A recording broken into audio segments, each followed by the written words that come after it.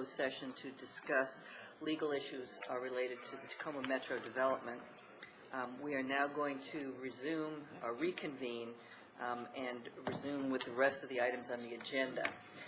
And the first of those items is council comments or announcements. Are there any council comments or announcements? Do I see any? Okay.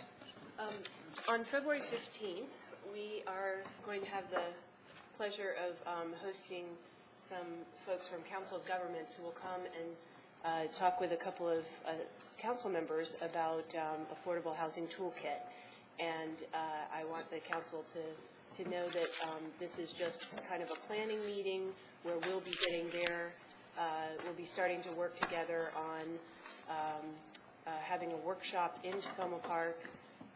I think it's a great opportunity for anyone who's interested in affordable housing and ways that we might use what is known from across the region to benefit our community. So stay tuned for a date on this possible workshop. I appreciate Colleen and Terry who are working together with me on this. Any other council comments or announcements? I attended the workshop we talked about last time on February 3rd for affordable housing. It was co-sponsored by Fannie Mae and DC, and it was a really terrific and informative day about what's happening with housing in the district, but also some metropolitan-wide concerns. And since we boarded the district, I found it very useful. It wasn't particularly great for a model for an affordable housing workshop, which is what I had talked about before, because just the scale is so different. But I made a lot of contacts with folks, including people who do affordable housing trust funds and the folks who are working to develop the New Hampshire Tower site, and had a good time. Anything else? I will add to that I spoke with people at the University of Maryland Democracy Collaborative, which does a lot of work nationally with land trusts and affordable housing, and they're interested in participating. So they would be another good group to bring into this, because some of them have worked with have experience with the model up in Burlington, Vermont, and so there was interest in getting involved in Tacoma Park. That sounds like another good idea, sure. Okay, anything else? Do you have something else? I do. I'm aware of a county event taking place tomorrow night, February 7th at 7 p.m. in the county, I believe the Executive Office building, and it's to celebrate Black History Month. For anyone who's interested in attending that, I will be attending. The other, well, that doesn't matter. Oh, I know what it is. Montgomery College is having a briefing for the community about their current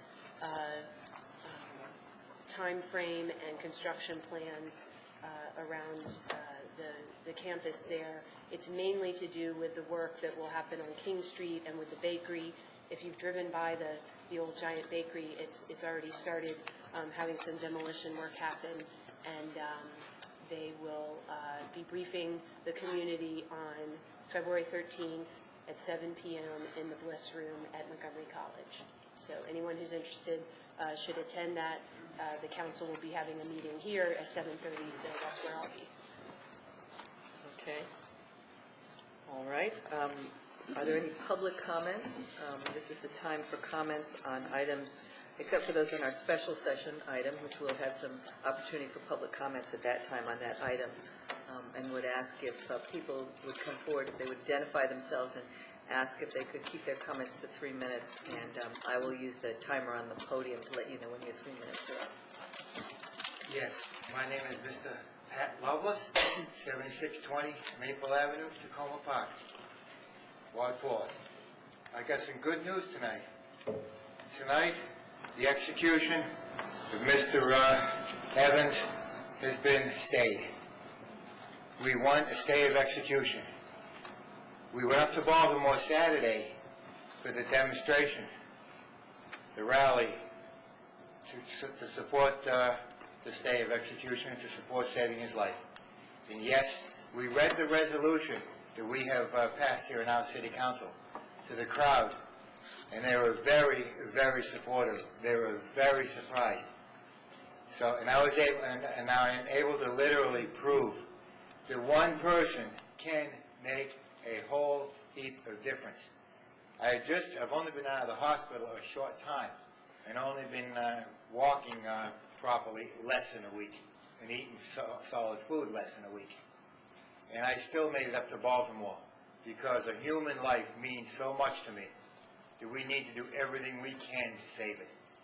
Now, this day may also affect the next execution coming up, Mr. Granderson. They may not be able to execute him right away because of the fact that several of the same appeal issues are also on his too.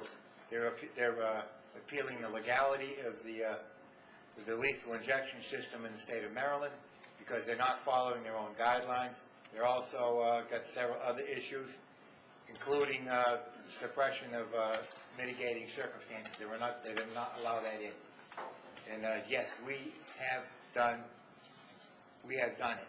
We have won the state, and I want people to know out there that, yes, being an activist is still a much-needed thing in our neighborhood as far as drugs, crime, bettering our city, and working with our government, and learning how to vote. That's the most real important issue. You've got to register to vote. You've got to become a responsible citizen. That does not just include going down and punching a ballot and running out. That means putting more important priorities and getting life issues straight. It means also when the time comes to go out and stand up for what's right, just, and proper. That is what I am meant to be, and I will continue doing it. And I will welcome the support of anybody else who will be willing to come with me. Thank you, Pat. And everything else. Yes. Thank you Thank very much. God Thank you, bless Pat. you all. We can win. Thank you, Pat. Yes. God bless you. And I'm going to sit down. The watch broke. Oh, God. Are we okay? I'm Raymond Alderote. I live on Eastern Avenue, have been here for 25 years. Thank you for giving me this opportunity to make a couple of comments. I really came to hear what would happen with rent stabilization, but since I'm here, I had the privilege of learning something about government relations with working with food processing industry at the national level, and then I moved to this town and was shocked when I found out the whole procedure between the interaction between citizens and the city was kind of crazy. And I spent 1 full year going to every session, your work sessions and everything that I could attend, sitting in the back doing a little quilt because it was made me so nervous to see the lack of logic. Many of you don't remember that. Mark Wood and maybe Kathy, I'm not quite sure who was on here. Most of you don't know me that. And I had a little group that started up at the suggestion of a neighbor who had lived here since the 40s. We called Residents Against Government Excess. I marched in the 4th of July parade twice. One of your trophies, I almost picked it up and grabbed it around. Someone said, oh, it wasn't a float. And I said, it sure wasn't. It was a flotilla. Okay. A couple comments now that we have the internet, now that we're broadcasting some of these sessions on TV and so forth. So it's not just me talking to myself and talking to you who are overworked. Make a few comments. Maybe somebody out there will pick up. I see from the internet discussion we are getting a few things done that I thought should have been done 25 years ago. One, I think you're all overworked, and I've told this to Bruce a couple times, who I see socially occasionally. I said, you need a rest. I told Terry, I'm glad you took a break. I think you all need a rest, and I wish we somehow maybe have to put it into the system that after so many years of serving, you have to take 2 years off. I'll make a second comment and a third comment. I've had the experience where a friend in D.C. throws all his recyclables into one container. Montgomery County throws everything into one container.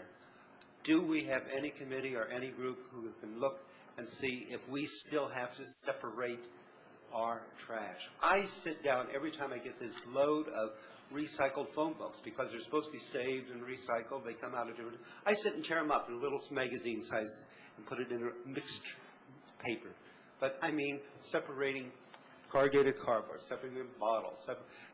We don't do this in district. We don't do it in Montgomery County. And sure, it was nice to be on the cutting edge of dealing with recyclables when we started doing it in Tacoma Park, but I question whether we should do this. And I'm getting old, and I forgot what was the third point. Francis, what was the third thing I said? Huh? Oh, yes. We need to start cutting expenses somewhere in this city. Everything's going out of line. You're lucky. The assessments are going up. The income's going up through the back door because of assessment. But I thought... Can you wind up, Ray? Yeah. Thank you. Can we begin looking at the cost of the tool library? This was tacky Tacoma when I moved here. We all came and picked up these old handyman specials, and we were happy to do it. We were happy to have the tool library and support the tool library. But I think we need to consider closing the tool library. Thank you. Thank you. Actually, that has been on the council's agenda before, and I appreciate your input into that discussion. Is there anyone else? Anyone else have any comments for the public comment period? All right, we'll move on to the next item on the agenda, which is the city manager's updates. Just starting with the community center, just a couple items I wanted to bring the council up to date on. In regard to phase one, which is the council's aware is the contract between the city and James F. Knott Construction. The contractor has called for the interior reinspection by the architect and the associated engineers with the project. We are in the process of trying to get that reinspection scheduled and just trying to work through everybody's time commitments and make sure we have the right people on site for that reinspection. The exterior punch list was delivered to the contractor several weeks ago, and we will be working with James F. Knott to get those items addressed as well. As we've talked about before, there were some problems with the workmanship of the tile in the lobby of the public safety area. A small section of that tile was reworked so that the city could look at it rather than they're going ahead and doing the whole area. There will be a meeting with the manufacturer and the subcontractor later this week for the city to actually re-inspect that small area and to see if that meets our satisfaction before work proceeds in the rest of the lobby. In regard to phase two, which is the contract between the city and TRG Construction, pleased to report that that work is on schedule. I had mentioned previously that we had hoped by the end of business last week that the interior door through the public safety lobby would be installed. Unfortunately, when the door was actually delivered on site for installation, there were some problems with it. So the contractor basically has to order a new door. So regrettably, that work has been somewhat delayed. I don't have an exact installation date at this point, but as soon as I become aware of when that work will be done, I'll let the council know. I also wanted to take this opportunity to give you an update on the elevator. As we had talked about several weeks ago, I believe, the council understandably had some concerns about commissioning other work from any architect, basically incurring additional design fees. The staff, basically working with the former job superintendent for James F. Knott, pulled together some information from the original specifications as well as the current revised drawings, gave those to TRG Construction so that they could evaluate whether or not that information was sufficient for them to proceed with getting us some pricing. The indication we've received so far is they think they could pull together a budget number for the second elevator based on that information. TRG has installed an access panel so that they can have a visual observation of the elevator pit, basically to get a clearer idea of the situation so that when they work with elevator companies, they can actually develop some fairly good cost estimates. So as soon as that information becomes available, I'll certainly be reporting that to you. Somewhat tied to just the entire issue of access is we did have the opportunity to work with one of our residents, John Salmon, who many of the council is aware of, an architect who specializes in ADA issues, and he was on site helping us with another issue, and Dale Braithwaite from our Public Works Department did ask Mr. Salmon if he could also take a look at the existing elevator in the building. This is his area of expertise. He did notice that some modifications probably should be made to the existing elevator just to bring it more into compliance with ADA. For instance, it basically doesn't have any audible signals. So we'll be basically working with some elevator companies to identify some pricing The results of Mr. Salmon's inspection were shared as well with TRG Construction, and our hope is that if we have someone come on board to install a second elevator, that perhaps we could work with the same company to make any modifications to the present elevator. Another item also having to do with just access issues in general has to do with the access to the library, which I believe was a particular concern to Councilmember Austin Lane. Mr. Salmon, when he was on site with Ms. Braithwaite, also kind of evaluated that situation, and he indicated that basically looking at risk management issues as well as just accessibility for the site in general, he really could not come up with a solution that basically kind of went over the flood wall.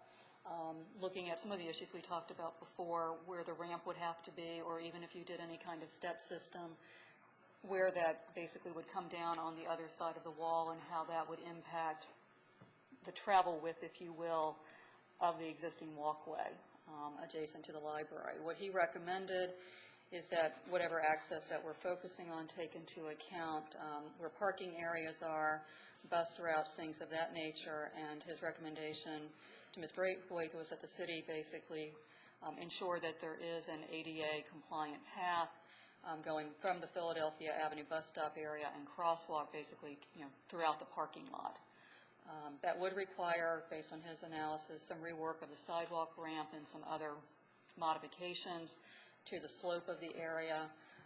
Public Works basically has that information and will be working with the city's contractor to basically get some estimates, and certainly I'll bring that information back to you. At this point, I don't have any pricing, but just his recommendation to bring to your attention. The last item I had relative to the community center, and it's kind of a tangential issue, is the whole issue of the library roof and the section of the municipal building roof that was basically old. It predated the work that was done in the community center. And the reason I'm sort of tying it to the community center report is that we are having some discussions with TRG about that situation, as they have been going through, doing work in the various areas. There were leaks in those areas before the staff relocated, and not surprisingly, when you have roof problems, new leaks are going to develop. The council may recall that we had hired an independent roofing consultant to look at those roofs, and basically they identified some problems with those given their age and other factors. In the interest of trying to see how we could get that work best accomplished in the most cost-effective manner, we did go ahead and ask TRG Construction to have their roofing subcontractor, since they're on site anyway, take a look at the roofs, which there was no charge for them doing that. And we do have a proposal that we just received from their roofing subcontractor to possibly replace those roofs or do some repair work. We're in the process of still reviewing that. There will be an on-site meeting later this week with a representative from TRG Construction, their subcontractor, Vanita George and Daryl Braithwaite of the city staff, basically to go over the extent of the roof work that they feel would need to be done and to make sure that's consistent with the information we had received from the independent roofing contractor. So there may be an opportunity to have some of that work done. While I don't believe it's necessarily appropriate to have it as a construction cost for the community center, we may be able to get some economies of scale just from the existing work that is happening. Are there any questions just about the community center before I move on? Any questions? Or I don't know, maybe Councilmember Williams has anything he'd like to add? Not this week. Okay. Okay. Go ahead. I don't see any questions. Okay. As part of this week's agenda packet, there were certain reports that I've distributed to the council. Part of the reason why some of these have traditionally been distributed to the council and have been part of a council agenda packet, which are basically my quarterly report of city activities as well as the quarterly financial report, and I wanted to touch on a few key points in terms of those items. Also transmitted to the council this evening was the annual report, urban forest report. In the past year or so, that has actually just been given to the council and put in your mailbox. We thought we would actually use the council meeting as an opportunity to formally transmit that to the council. So it was part of a council agenda packet and therefore more readily available to the public.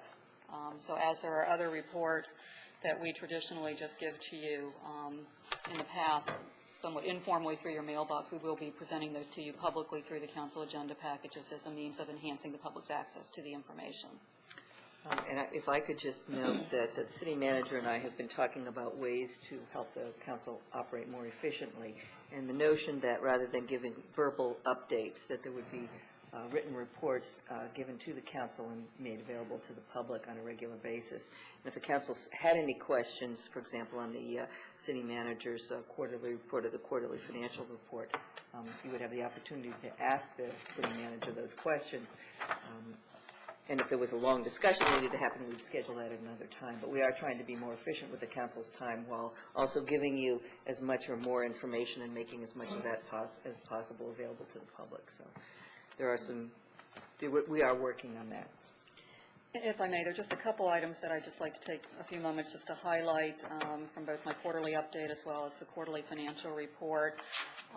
As we have been saying for probably the past few quarters, a major emphasis during the period of October 1st through December 31st of 2005 continued to be the community center project.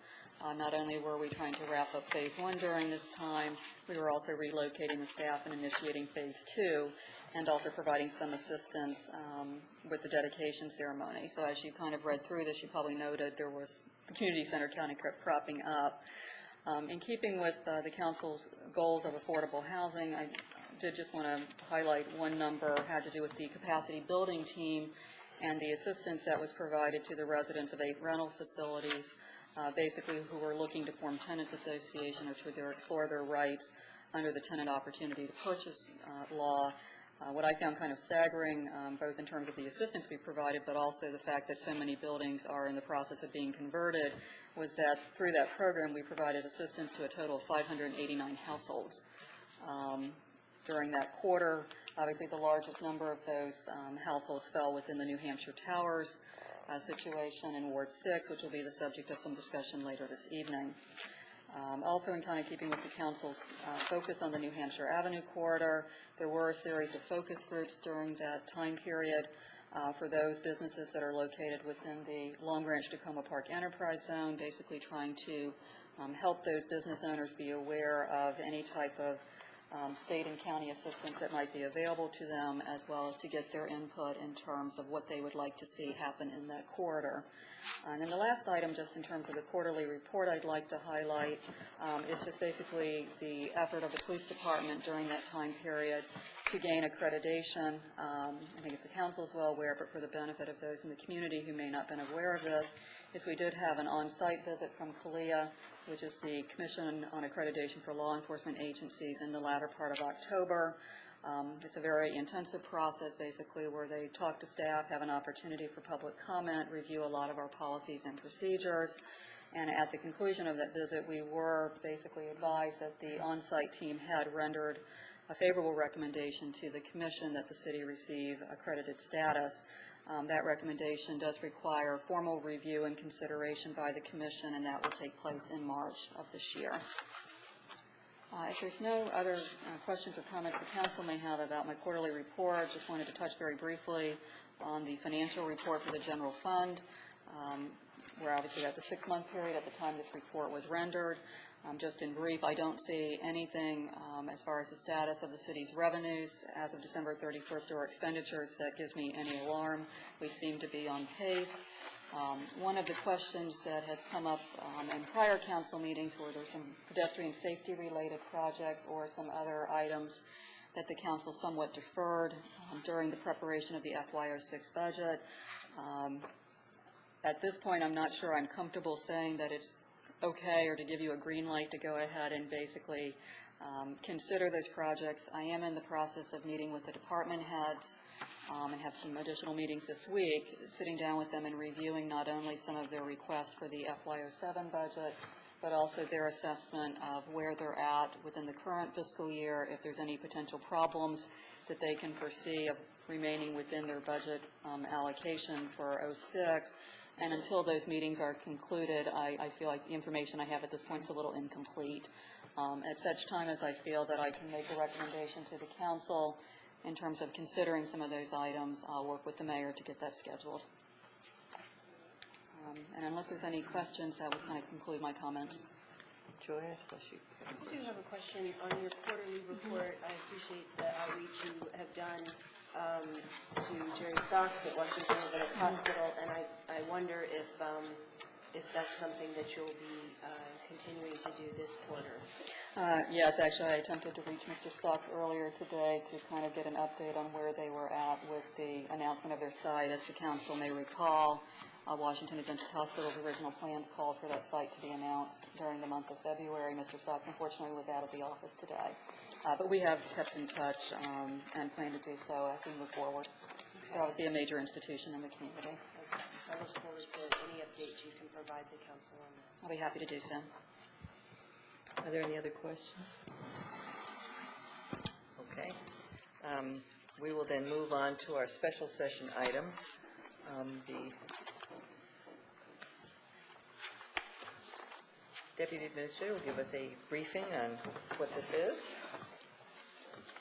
We're requesting council to approve a contract to award for a wage and compensation study. The last time the city did one that was comprehensive was in 1999. We're about to go into negotiations with AFSCME. Obviously, wage and compensations will be the number one issue. The purpose is to make sure we're still on the market with the market plan that the council approved and put into place in 1999. We sent out proposals, considered 3 of them. Mercer Group Incorporated, which came in at $24,750. Hendricks and Associates for $24,995, and Slavin Management Consultants came in at $18,257. All the proposals met all the requirements, and it was hard to differentiate between any of the 3. So we're recommending that we go with Slavin Management. Not only are they the cheapest, but they also have prior experience with the city, and it worked with us on establishing the original compensation. So the money is in the contracts line of the city administrator's budget. It's a 2 reading ordinance because we didn't specifically state this in the FY06 budget. So we recommend that you approve the award of the contract to Slavin Management. Anybody have any questions? I do. I'm certain this was in the budget and is something the council reviewed at that time. It was not in the budget per se. There's money in a general contracts line item that we have in the administrator's budget. Okay, and so this is something that you're doing in preparation for the negotiations? That's correct. I also recall that when the council compensation committee made their recommendations, which the city council accepted, I believe that was in 2003, that it was supposed to be reviewed every 4 years. In preparation for a 2007 review, would this be the time to see if any of these firms would be willing to do that? Well, that's a different issue. I think what we had said with the council compensation is that we would put together a group as we did before. I'm not sure that there's a market for council members' wages, so I'm not sure that I mean, the only thing we could do would be collect the data from the various jurisdictions and lay it out to you, and we don't need a consultant to do that. Is that something that could come back to the council for action? Yeah, no, it is about time to do that, and we can put it on the council's agenda. Terry? Thank you. I was surprised to see this in our package this time. I don't remember hearing any discussion about this previously. I think it's good that we, do a wage survey periodically. Was Slavin the contractor that did this the last time? In 1999, that's correct. Which probably explains why their price is lower. Right.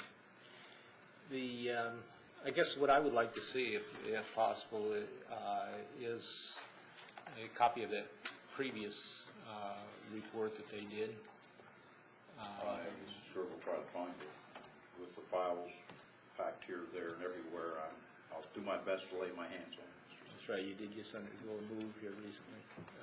I would find it helpful, though, before the second reading. Sure. If I could get a copy of that. Bruce? Is my recollection correct that the original intent had been to do this more in-depth survey every 5 years? I don't think we set a particular time. I don't recall having done that.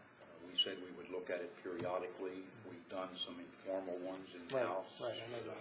every couple years to see if we're staying on scale. You may be right, I don't recall. Yeah, it was, when I saw it, I thought, gee, I think we're a little late with this. As you said, the main reason that we need to do it, in addition to coming up with the union negotiations, is that when we put into place the current salary system for city employees, rather than updating it based on cost of living, we said we would update it on changes in the market for those types of jobs. And so it is important that we keep our statistics up to date as much as we can. I don't remember either whether we said we would do it every 5 years, but it does seem, since we haven't done it since '99, that this is an appropriate time to do it, and make sure that the scale that we're using to keep people's salaries up to date is in fact what we said we were going to do. And I'm assuming the same as you do, that the reason that Slavin is so much less expensive is they've basically done all the prep work. They don't need to, we don't need to pay them to do it again. And I would agree that this would be a good place to go. Are there? I'll move the ordinance. Okay, would someone like to, okay, it's been moved and seconded. I have a question before. Sure. I'm sorry, I don't have it out in front of me. Could you remind me again of the price on this? It's $18,257. Thank you. Thank you.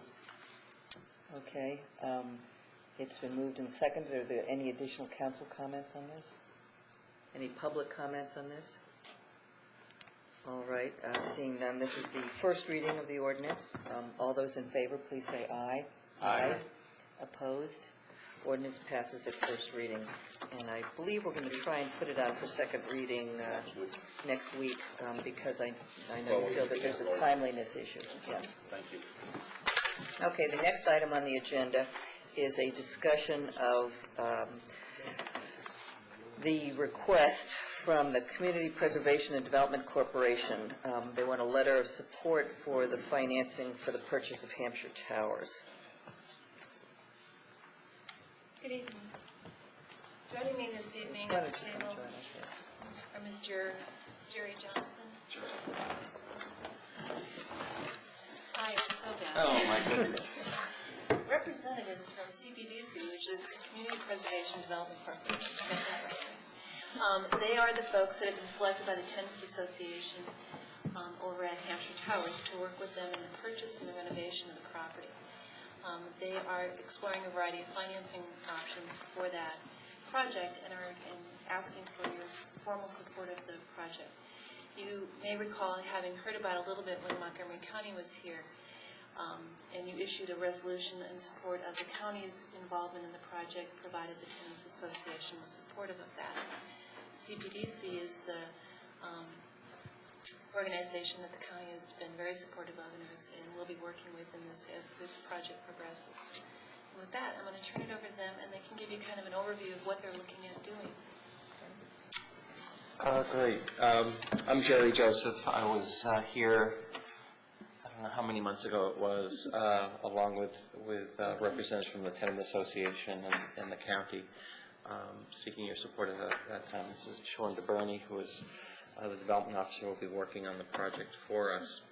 A lot's happened in the months since we were here. I think at the time we weren't sure where the relationship between the county exercising their rights and the tenants having their rights would end up. But as it turned out, what happened was that the tenants exercised their right to purchase. They entered into a contract with the seller of the property, the owners of the property, and in turn solicited proposals from developers, prospective developers, to serve as their designated developer to acquire and redevelop the property. And we, after a fairly quick process in the beginning of January, I guess it was? Yeah. Beginning of January, the process culminated in our team, which consisted of Community Preservation and Development Corporation and the Jar Lynch Companies, which is a minority-owned development company based in D.C. Was selected as the tenant's designated developer, and in fact, they've in turn assigned their contract rights to purchase the property to us in exchange for our meeting their wishes in terms of the development plan.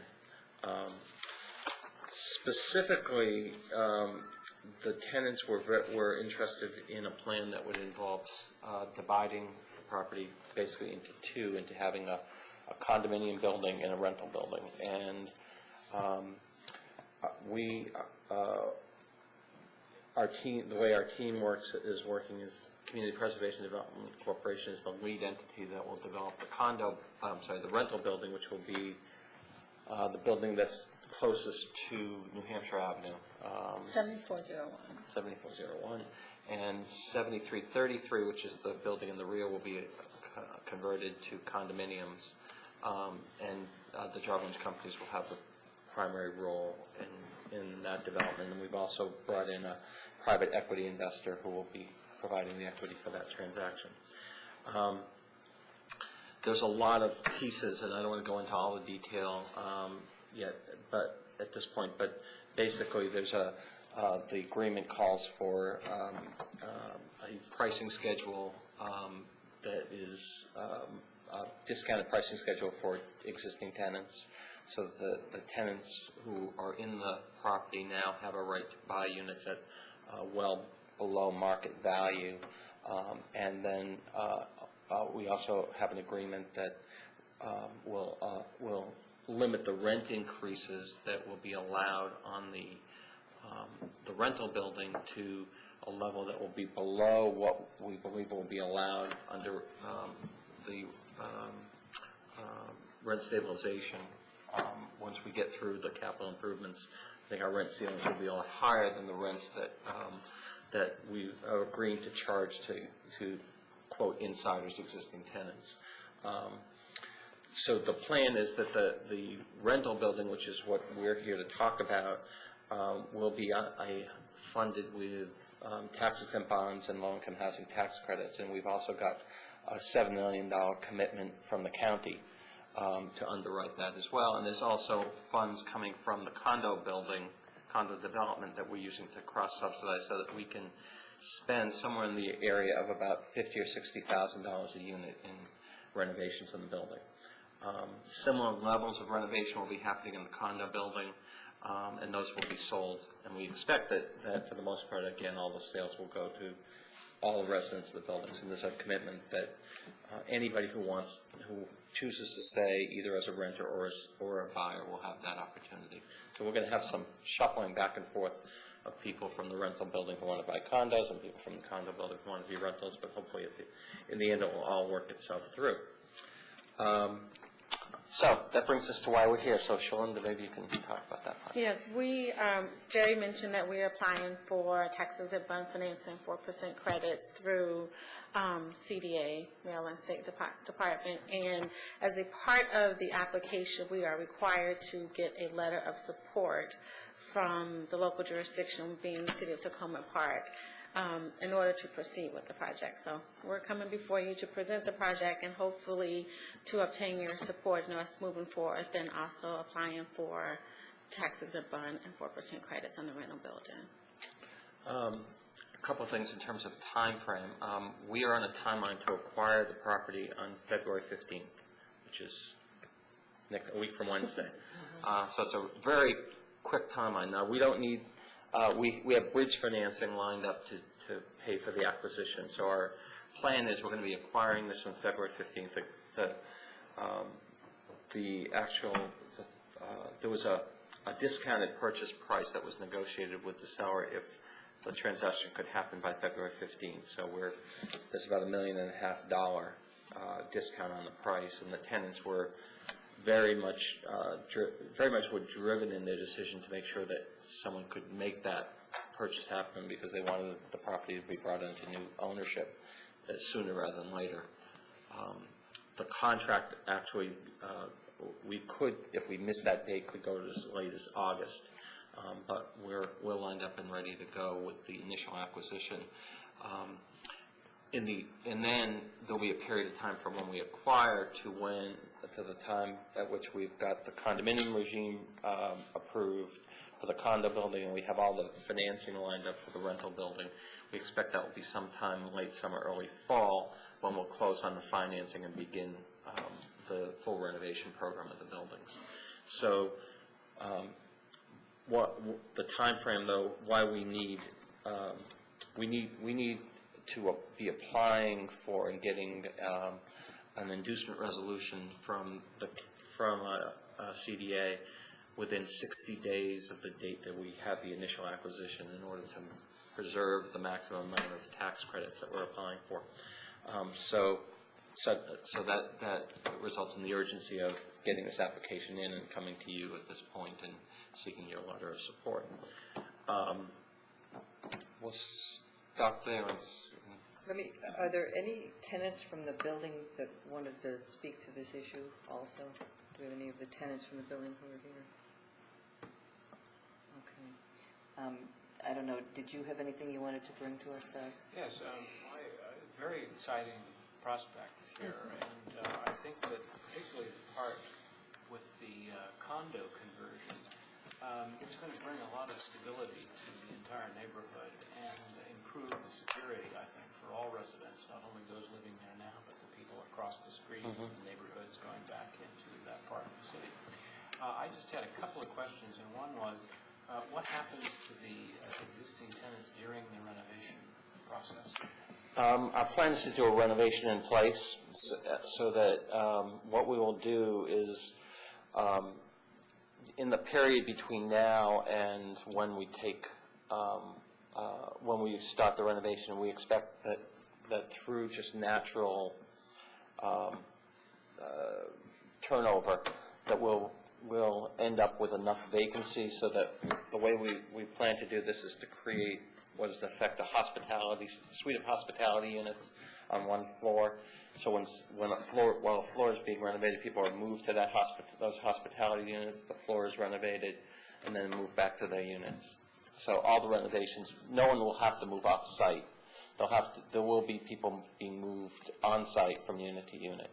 Are you fairly confident now that there are enough interested and qualified buyers in the two buildings to be able to purchase all of the condominiums that will be in the rear building? We don't know. We don't know yet. The Tenants Association conducted a survey amongst those, the residents that are part of the Tenants Association in good standing, and we received about 156 responses to date, and of the 156, about 140 of them have expressed an interest in actually purchasing a condo, and about 16 have expressed an interest in remaining renters. That also only accounts for about a third of the tenant population that's there. So we have those 236 condominium units, 232 that'll be sold. We are working as part of the team. We have a group called the Ameridream, which is going to be working with tenants to help them with financing, help them with dealing with credit issues, help them with down payment assistance, those kinds of things, so that we expect that all those who want to and are able to will, but we really don't know yet. So we'll be left with a question about then having to accommodate all those enough folks in the rental building, and have over time. What will happen is that if we end up with both buildings full, but more people who want to rent than buy, then we would rent to people temporarily until they moved or until they wanted to got to the place where they wanted to buy. But the entire building will be converted. But in fact, we do expect some percentage will ultimately, before we're done, start to be sold to outsiders. And what percentage, is there some restriction on flipping the properties on a quick turnaround basis? No. No. So people then, even though they buy at a substantial discount, can quickly turn around and That's correct. To the highest bidder. Yep. there's a restriction on, there'll be a restriction on occupancy, owner occupancy, but not a restriction on flipping. And we're not, to be clear also, we are not asking for any money from, any public money for the condo building. In fact, some of the, as I said earlier, we are counting on actually, we're counting on some of the revenue stream coming out of the sale of condos to cross-subsidize on the rental. And frankly, one of the dilemmas that we negotiated out with the tenant association was that we competed with 3 or 4 other developers, and at least what we understand was that the pricing that we had on the condo buildings were higher than the pricing that other developers were proposing, and that was a factor of the level of rehab that we're doing and this cross-subsidy that we have. And the tenants, I think to their credit, were willing to choose that, but they're also encouraging us to see if we can figure out ways to bring the prices down a bit. But, it is part of the tenant's right, and it's a competitive market out there. So. And the county has condemned a number of units in those towers. Do you know how many are currently under condemnation and vacant? What's the number? I don't know the exact number. We walked with management the other week, and out of all the units, there's about, I want to say 70 units that still have issues that have not been addressed. And from a management perspective, from our Edgewood Management, it's a company that will be managing the property, the dollar amount associated to cure those outstanding code issues is $88,000. And that's excluding the balcony repairs and replacement of the balcony rails. So it's a lot of just mainly more housekeeping items that need to be addressed. Right. Some of those units are empty and some of them Right. are Correct. Right. Most of the ones that I think there were about 40 vacancies there right now. 40. Yeah. They're uninhabitable. No, well, they could be fixed. It wouldn't take a lot on some of those to get them back rentable. It's just they weren't being invested in. You haven't put any numbers out, so I was just kind of curious. The sale price is somewhere around $16 million, I guess. Yes. And the discount comes off of that, or is that Yes. after the discount? So 15.1. So you're talking about, if you put $60,000 in a unit, you're talking about $93,000 on the upper end of the units in terms And of just hard and soft costs. hard and soft costs. So what kind of price are we looking at for condo units on the market after they've cost $93,000 to? Well, it's a lot more than 93,000. There's a lot of. There's interest. There's interest. There's carry costs. There's, we're going to be carrying this property probably for 2 years, and before they convert over. I can I can give you the range. What's the range? The range for the efficiencies, let's see, starting with the efficiencies for, and the other complexity with the condos is that it's a tiered pricing. So we have a tier 1, tier 2, and a tier 3. Because that's, I think, where the upper end is. Is that what you want to know? You want the upper I'm end? interested to know what the tiers are. Okay. The tier 1 assumes that we're going to go in and address all common area issue and code violations and systems. Tier 2 is all of tier 1 and then interior unit fixed finishes. Tier 3 is all common, is tier 1 and 2 with a higher level of finishes, meaning hardwood floors, granite, stainless steels, for tier 3, and the tier 3 pricing would be commensurate with what the market pricing would be.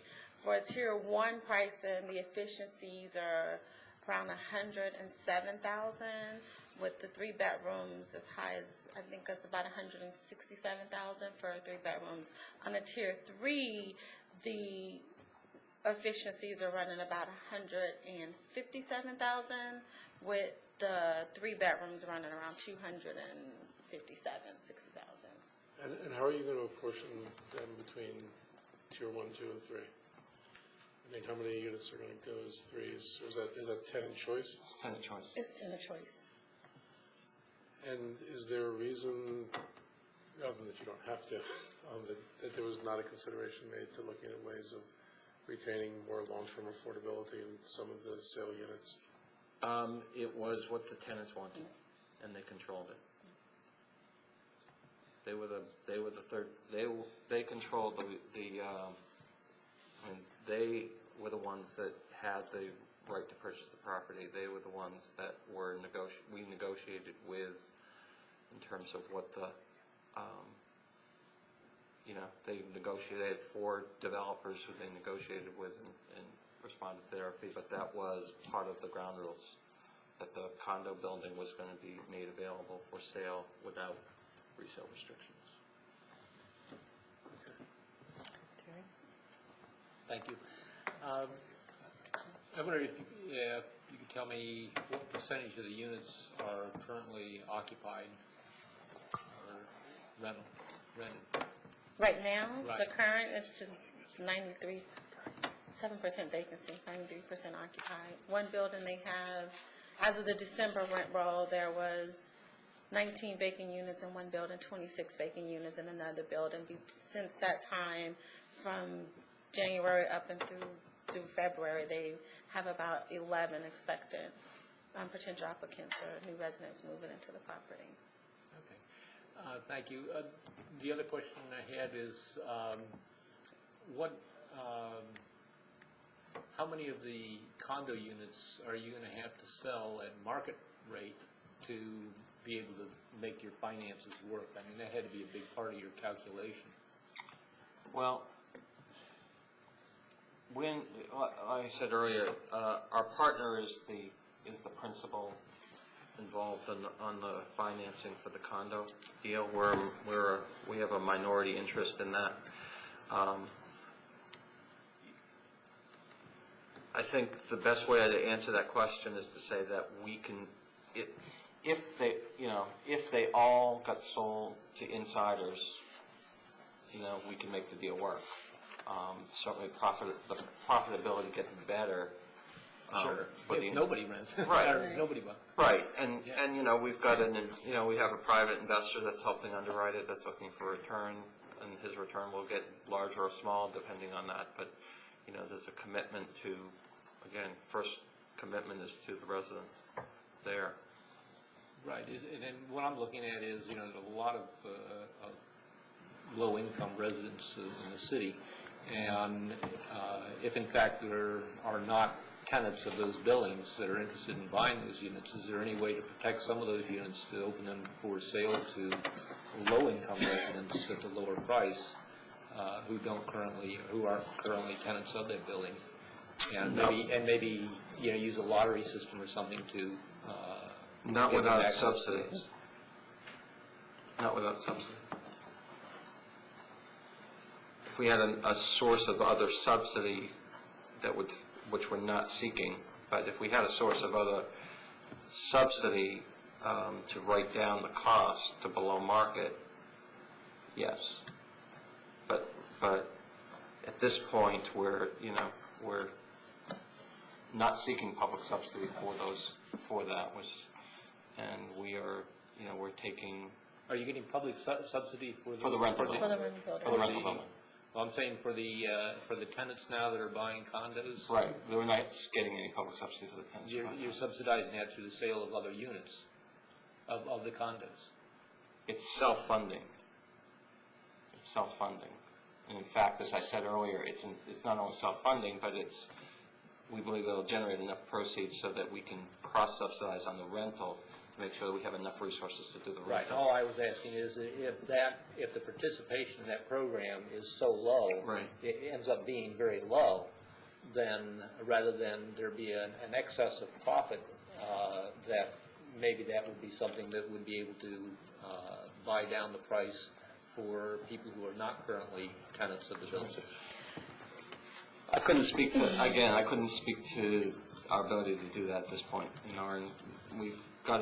In order to get the capital we need to do this transaction, we've got to make certain, the investors making certain is putting up capital and he's looking for a return. So at this point, it's not part of our structure. I guess if...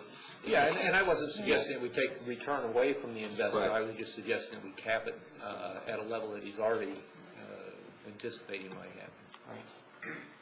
Well, we don't expect that's going to happen, so we haven't really thought about that. So if I understand you correctly, the low-income housing tax credit benefit and the benefit that comes from the 4% tax-free bond Right. goes to the Rental building only. portion of the deal. And none of that is being used to help maintain affordability in the condo, even for those who are folks who are existing tenants who will buy into the condo. Does that make sense? No. None of the benefit that's accrued from the low-income housing tax credit dollars, which I assume you're going to sell the credits Right. for equity. Right. Or the tax bond is going to help buy down condo cost for people who are current residents who then go into The condo building. a purchase in the condo building. No, just as Jerry explained, we actually are relying on a cross-subsidy from the condo building to the rental building so that we can do the level of rehab that we want to on the rental building and keep those rents low and affordable. Okay. I just wanted to say that I've heard great things about the Community Preservation and Development Corporation, and I'm excited that you're a part of the project. Thank you. I had just a couple of questions. Who is going to end up, after this process is over, who's going to end up owning the rental building? It'll be a limited liability corporation in which our organization will be the managing member. Jar Lynch will be a minority member, basically, in the controlling entity. We're 90% control and they're 10% control. And then we'll have a limited partner investors who will be purchasing the tax credits that she was talking about. They'll effectively own 99% ownership of the property in exchange for getting the tax benefits. But the control, as the general partner, managing member, we control the development. So we control all decisions about the renovations, the management, the operations. We provide guarantees to the investors. We provide guarantees to the lenders when we issue the bonds. So we're the ones on the hook. And so it's your intention to remain as owners and managers of this property? Correct. After the renovation is completed? Right. That's the business we're in. We're in the long-term Well, ownership. that was my understanding, but I wanted to make sure that Right. that was your plan. Correct. The other thing is you mentioned earlier in terms of the rental increases for the rental building, that you anticipated that, and I'm not sure I heard you correctly, but I thought you said you anticipated that there would be some rent increases because of the improvements to the units, but that you felt that the increases would be below what would be allowed under a rent stabilization law, Right. and that would continue to be the case even after the current tenants left? No. Let me explain.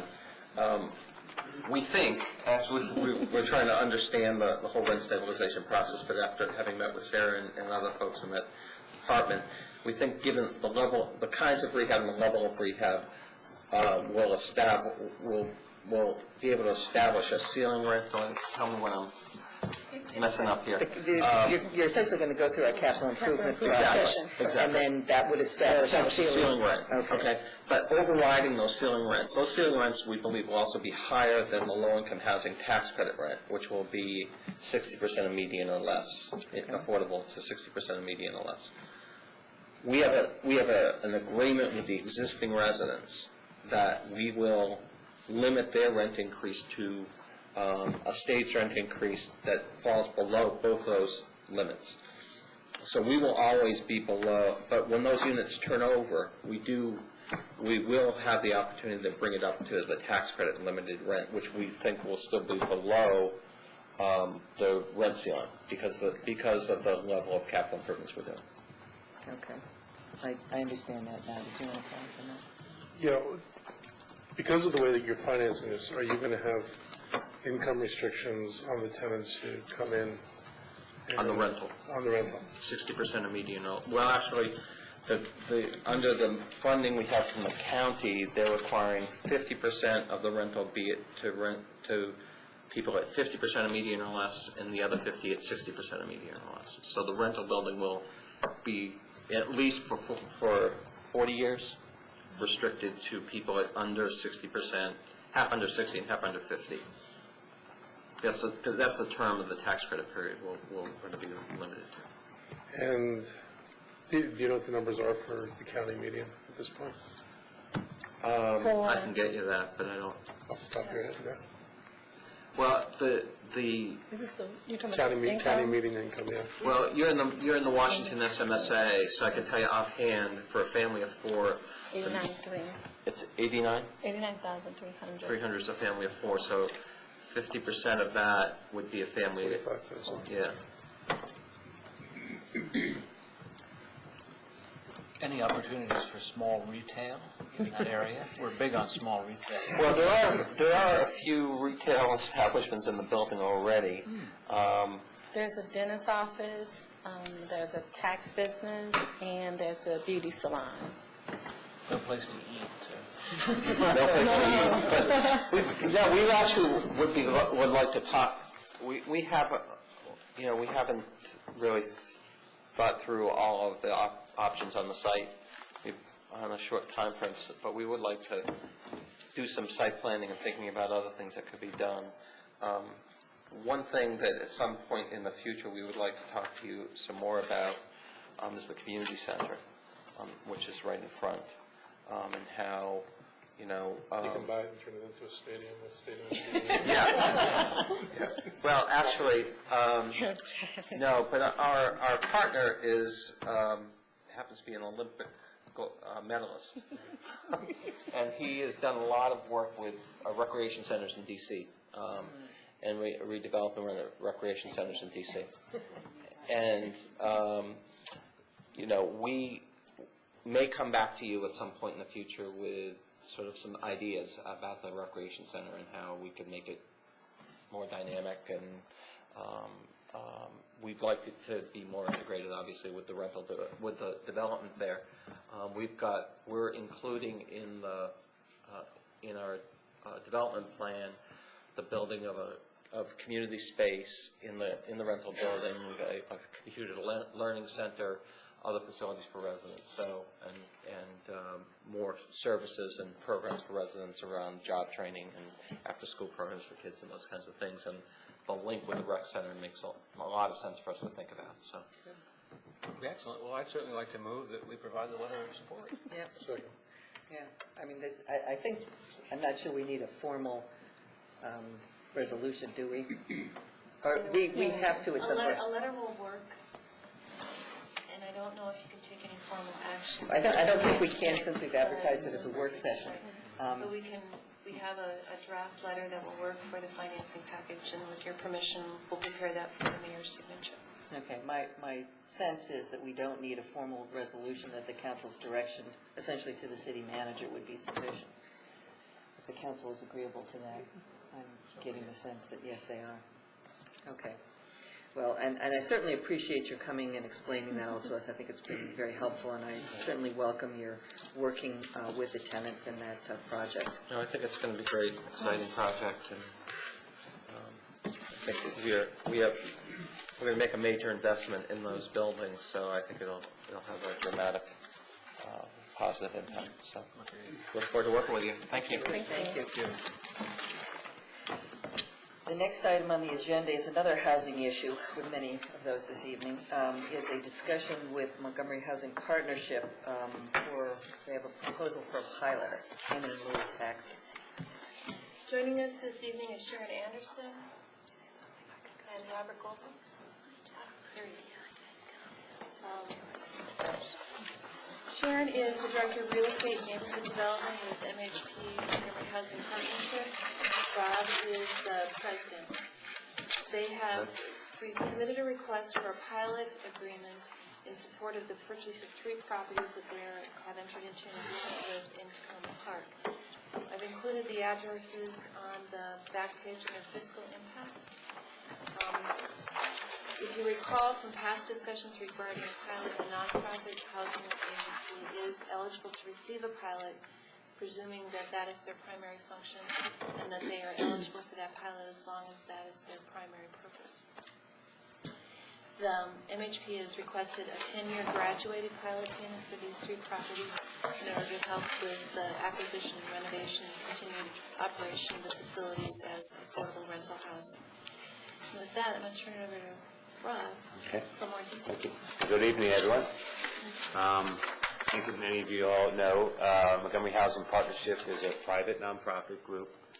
We've been in existence since 1989, and our mission is to develop affordable housing in Montgomery County. And we do that by really sort of 3 things. We develop affordable housing either by new construction or acquiring distressed properties, fixing them up, maintaining them as affordable housing. And we own 2 buildings. We own 902 units in the county, including 2 buildings in the city of Tacoma Park, Edinburgh House, and Hancock Gardens. And the second thing we do is we provide programs for our residents, community life programs, includes after-school programs for kids, ESOL classes, computer classes, a whole host of activities for both the children and the adults. And the third thing we do is around where we do affordable housing work, we also work in sort of neighborhood revitalization work. And recently we've done a fair amount of work in the Tacoma Park and Long Branch area. Tonight we're here about 3 properties. We were approached a number of months ago by some residents on Houston Avenue who were basically at wit's end. They were getting notices to vacate. They were getting word from their owner, from the landlord, that they were going to turn the building into condo, and that basically all the residents were effectively going to be displaced. Folks, in addition to the residents, we got calls from folks from the city as well as from the county to see if there's something we could do. And we sort of do what we do, and we approached the owner about seeing if there's something we could negotiate. Took a while. His price was more of a condo price instead of a rental price. But after lengthy negotiations, we were sort of able to substantially get the price reduced and get to a ballpark that made sense. And sort of entered into a contract with, he had 3 properties, not just Houston Avenue, but it was sort of a package for him, one on Flower and one on Erie. And so we sort of, we have to close by March 31st to effectuate this deal. It's, it's a tough time frame, but we're sort of worked through the holidays to kind of get the deal signed, and worked hard to get it all complete. We plan, depending on each building is a little different, but we would plan a substantial renovation like we do at most of our properties. And basically here to ask for a pilot to sort of help make these numbers work. We have gone to the county. We are before the county to get funding, and we will be going to the state for funding. But helping sort of bring down the operating costs will really sort of help make this all happen and allow us to do the substantial renovation that we want to do. Taking questions. Other questions? I guess the only thing I wish I saw now were numbers, like what the rents were going to be, and what they are now, and what they were going to be in the future. Because, I mean, I hate the idea of being 100% pilot, but I understand the need to do things. But I would really like to see what the rent structure is going to be like. I was very involved with the tenants, as you know, in bringing this about, so I'm very happy that this has a happy ending, and I'm very happy that I believe the landlord will own no buildings in the Tacoma Park when this is done. So, no? You're right, he will not own it. And so that's a good outcome.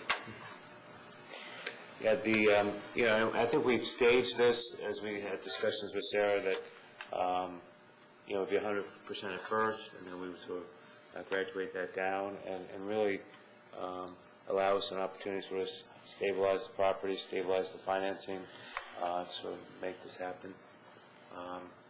We will be going, like you heard in the previous presentation, we will go into the state for tax credits. This being a smaller property, the cost of bond financing are a lot more expensive and harder to do. We could do it that way. It's not our first approach. There's an alternative approach, which is something called 9% tax credit. It's a very competitive process, not as readily available as tax-exempt bond financing. And so sort of where our rents end up sort of would depend in large part of how effective we are in getting tax credits. And, so it's somewhat difficult to sort of be able to give you an exact number because we're really trying to get the most we can from the 9% tax credits, which would really be beneficial. May I add a little bit about our process? This did happen just before, I think it was December 22nd at 3:30, and I have friends who emailed back saying, what were you doing in your office that day? It was a matter of really getting it done. And we have met with the tenants in Houston. We have had coffee hour for Flower residents and the Erie residents, and we've heard very clearly their concerns about their rent rates. We've also at the same time discussed very openly with them that they're very concerned about their conditions. And they asked, what can you do for us in the condition and what can you guarantee? So I guaranteed it'd be noisy, dirty, and it'll take too long. But beyond that, we'll work with you on exactly what it is and what it looks like and how do we balance out what you want with what the building can afford. I want to thank you for the support that we've got, information, education we've been given on how we can stage whatever reasonable increases can be done within the appropriate regulations here, and to look to vacant units as the ones that will help support as much as possible the improvements to the building. So we will work very carefully with you, with your staff, and with the residents to do that, make that. That's a balancing act. One of the other things about tax credits is they take quite a while. And we have to look and say, okay, tenants, do we want to wait for that? Then we have reduced the support from the rent. Do we want to move? It's going to be a process, but we have, because of the nature of the sale and activity that's gone on about converting the condominiums, we don't have a real long time frame for moving ahead. So I apologize that we don't have that. We haven't completed the whole practice run with the rent stabilization. We will continue to do that over the next month. But we do need to tell our financing entities what our operating costs are. And another source in particular that we're going to is known for asking, and what are you getting locally? What sign? And they they look at the numbers to say, what's the sign of local support? And this is going to be a good way to say we can attract these other millions of dollars by this proof of local support. And the assumption that I'm making, if I can just follow up on Mark's comments, is that these units would continue to be under a rent stabilization program. So whatever increases there were in the cost of these units would have to be increases within the limits of our rent stabilization program. Most definitely. You also mentioned in the materials that you gave us that you're proposing a 10-year pilot, which would result in the difference between the pilot you're requesting and the property taxes, if you base them on current year, property taxes, is about $123,000 over a 10-year period, so about $12,000 a year for 71 units, which is not a lot if you're going to totally renovate the units and maintain them as affordable housing. Actually figured that out. It's about $10 to $20 per unit. So per month. Per month, per unit, yes. And over a 10-year period, it sounds to me, on an annual basis, it isn't an enormous amount of money. I would agree with Mark's assessment that I think the second piece of it that I would also be very interested in seeing is what you were going to do in terms of improvements and how that was going to affect rents, because I would be interested in doing this if we can if they can remain as affordable units. That would be something that would be the main concern. And I know we have had this discussion about another properties that you have purchased, and I know you were concerned about. We had some discussion about that also, and the same concerns that we expressed at that point, we still continue to have, I'm fairly sure. Right. Terry, You said something I wasn't sure. You said something about the vacant property, or the vacant units where you could make up the money. I wonder if you could elaborate on that. Well, where the increases, where the emphasis of the increases in trying to keep them as low as possible will be for existing residents. Fortunately, you have an owner who's been letting the buildings go vacant in anticipation of condominium conversion. So there are, at this point, 12 units, and his intention is to have 28 units by the end of March. Hopefully, that 28 won't happen, but I'm just saying, the intention has been. Right. He's intentionally letting this go vacant. But I think the point, let me just interject here for a second. I think there's a point, and this I think was brought up under just the previous discussion, that there will be a ceiling, because of the amount of renovation, the ceiling rent will be much higher than the rents we'll be charging the current residents. And then, but on turnover, we'd have that opportunity to raise the rents to closer to the ceiling. Hopefully, they wouldn't be much higher. They'd be somewhat higher, but. I think the residents would get a fairly substantial increase if we took it to the ceiling to the current residents. I think that's what we're trying to avoid. Plus, there's sort of a 10% limit, I guess, on increase on current residents. That determination, re-ceiling based on the capital improvements that you will be doing, not on any historical work. Right. There's no work we would do. I wish that's. There's an end comment. Two, what I hope are fairly quick and simple questions. If you average out the pilot that you're looking at, it comes up, if it just is constant, so I think 82.5%. Is there, what's the particular reason why you structure it front-loaded? At the 100% upfront?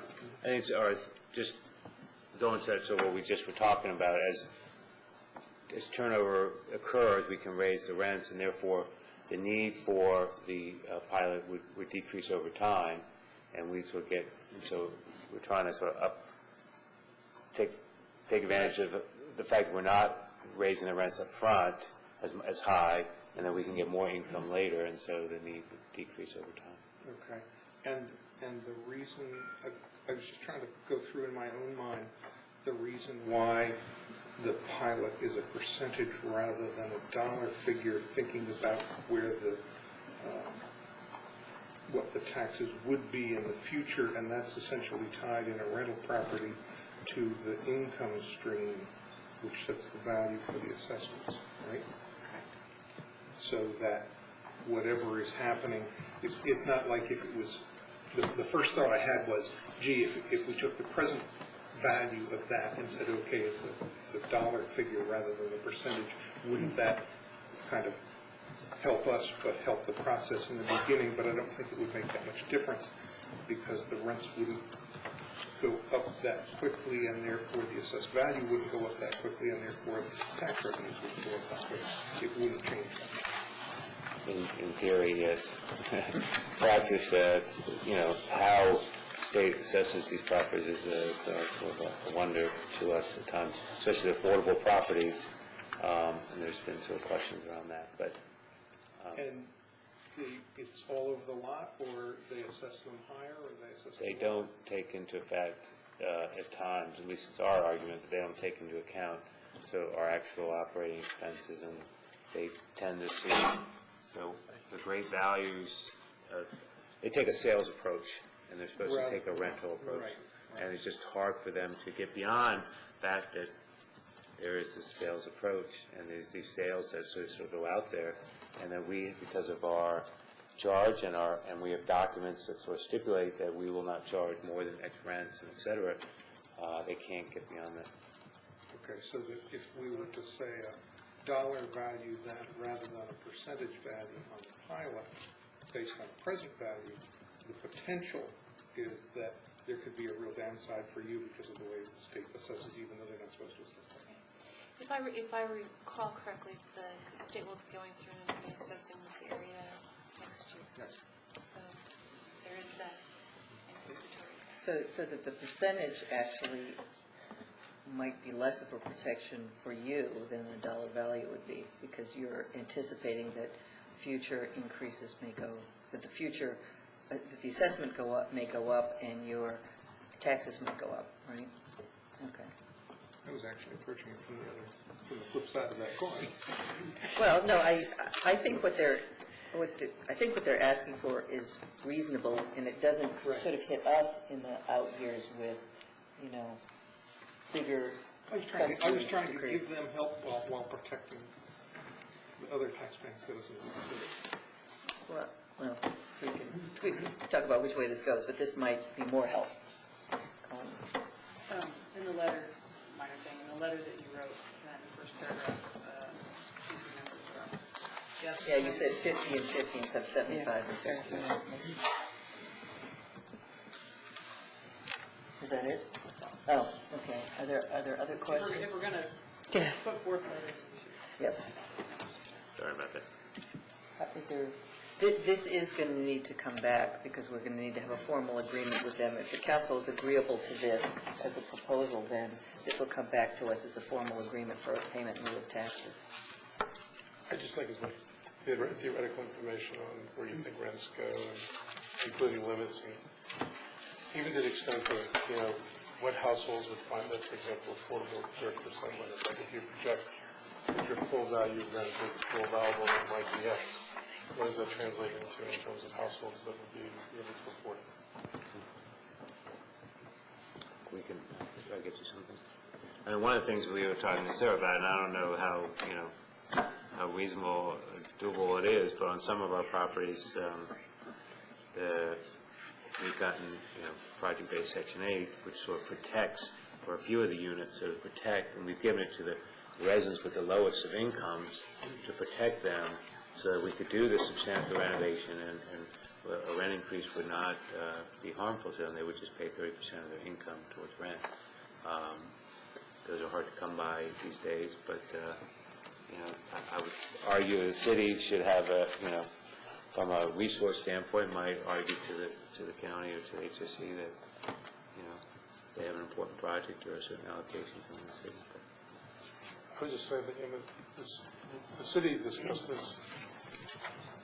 It's come up on numerous projects, and I guess the first objection is any building that's all Section 8 based is not a good idea. So some units. We're not talking about 100%. And so you understand the prohibition on. Well, the reason why Section 8s were kept under rent control was that in the old days, landlords would bring a Section 8 tenant in, and then the rent went up, and that became the new comparable, and they get rid of the Section 8 tenant the year after, and the rent stayed there. And, we're reviewing this, and I think, it's one point that might be worth reviewing is, that maybe it does go to market for a Section 8 tenant, as long as there's an understanding that it goes back under other caps in the event it goes to not Section 8 tenant. Because I think there's a value, and I understand what you're trying to do, but in previous times when we weren't dealing with this situation or this relationship, it was a really easy way to abuse the process of the building. If I'm understanding the council is agreeable with moving forward to consider this agreement for a pilot. And I do appreciate it, and I appreciate the work that you've done in the buildings that you've been involved in so far. And, I agree with Mark. I think that additional information would be helpful, but I'm supportive of what you're trying to do. Thank you very much. Thank you for yelling out the fence. I really appreciate this. I got the call on the day after Christmas. We have one other agenda item that I would like to deal with prior to the break. The city manager tells me that her report to the council will be brief, and I think we can deal with it fairly quickly. So I would like to do that before we take a break. This is the only, well, this is one of the few non-housing issues on the Barb?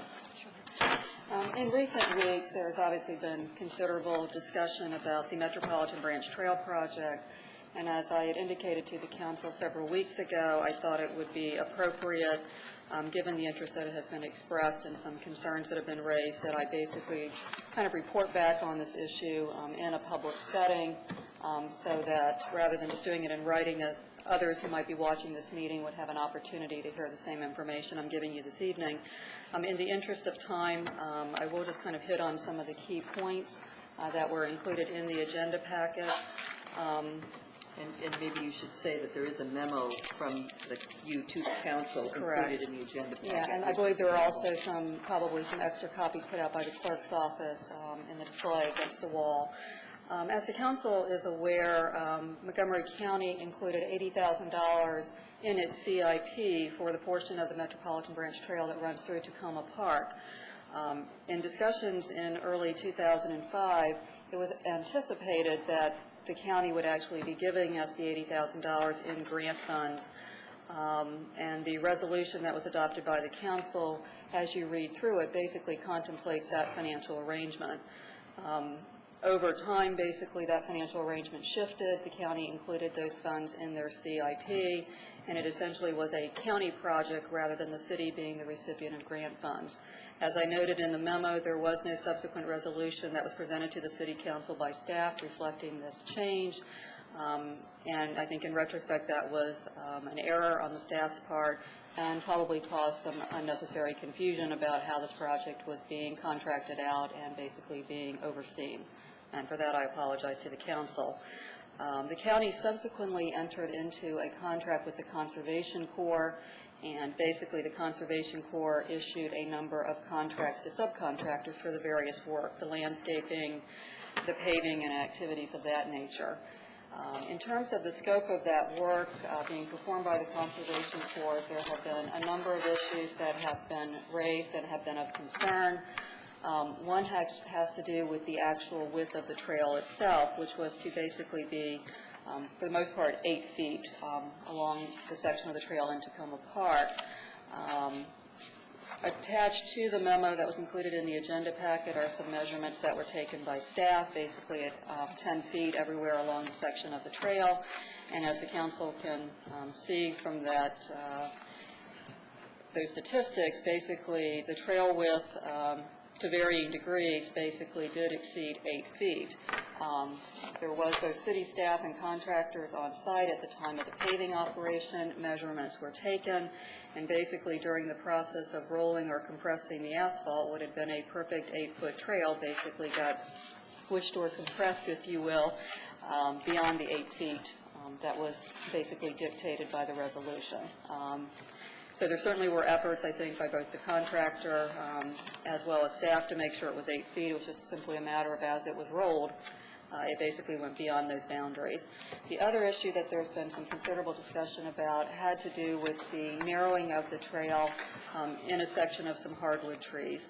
And as the memo indicates, and I think I previously advised the council by email, there was staff on site, basically the city arborist. In his judgment, felt that the intent and the desire of the work group basically to try to balance having a wider trail as well as basically protecting the trees could be accommodated within the existing limit of disturbance.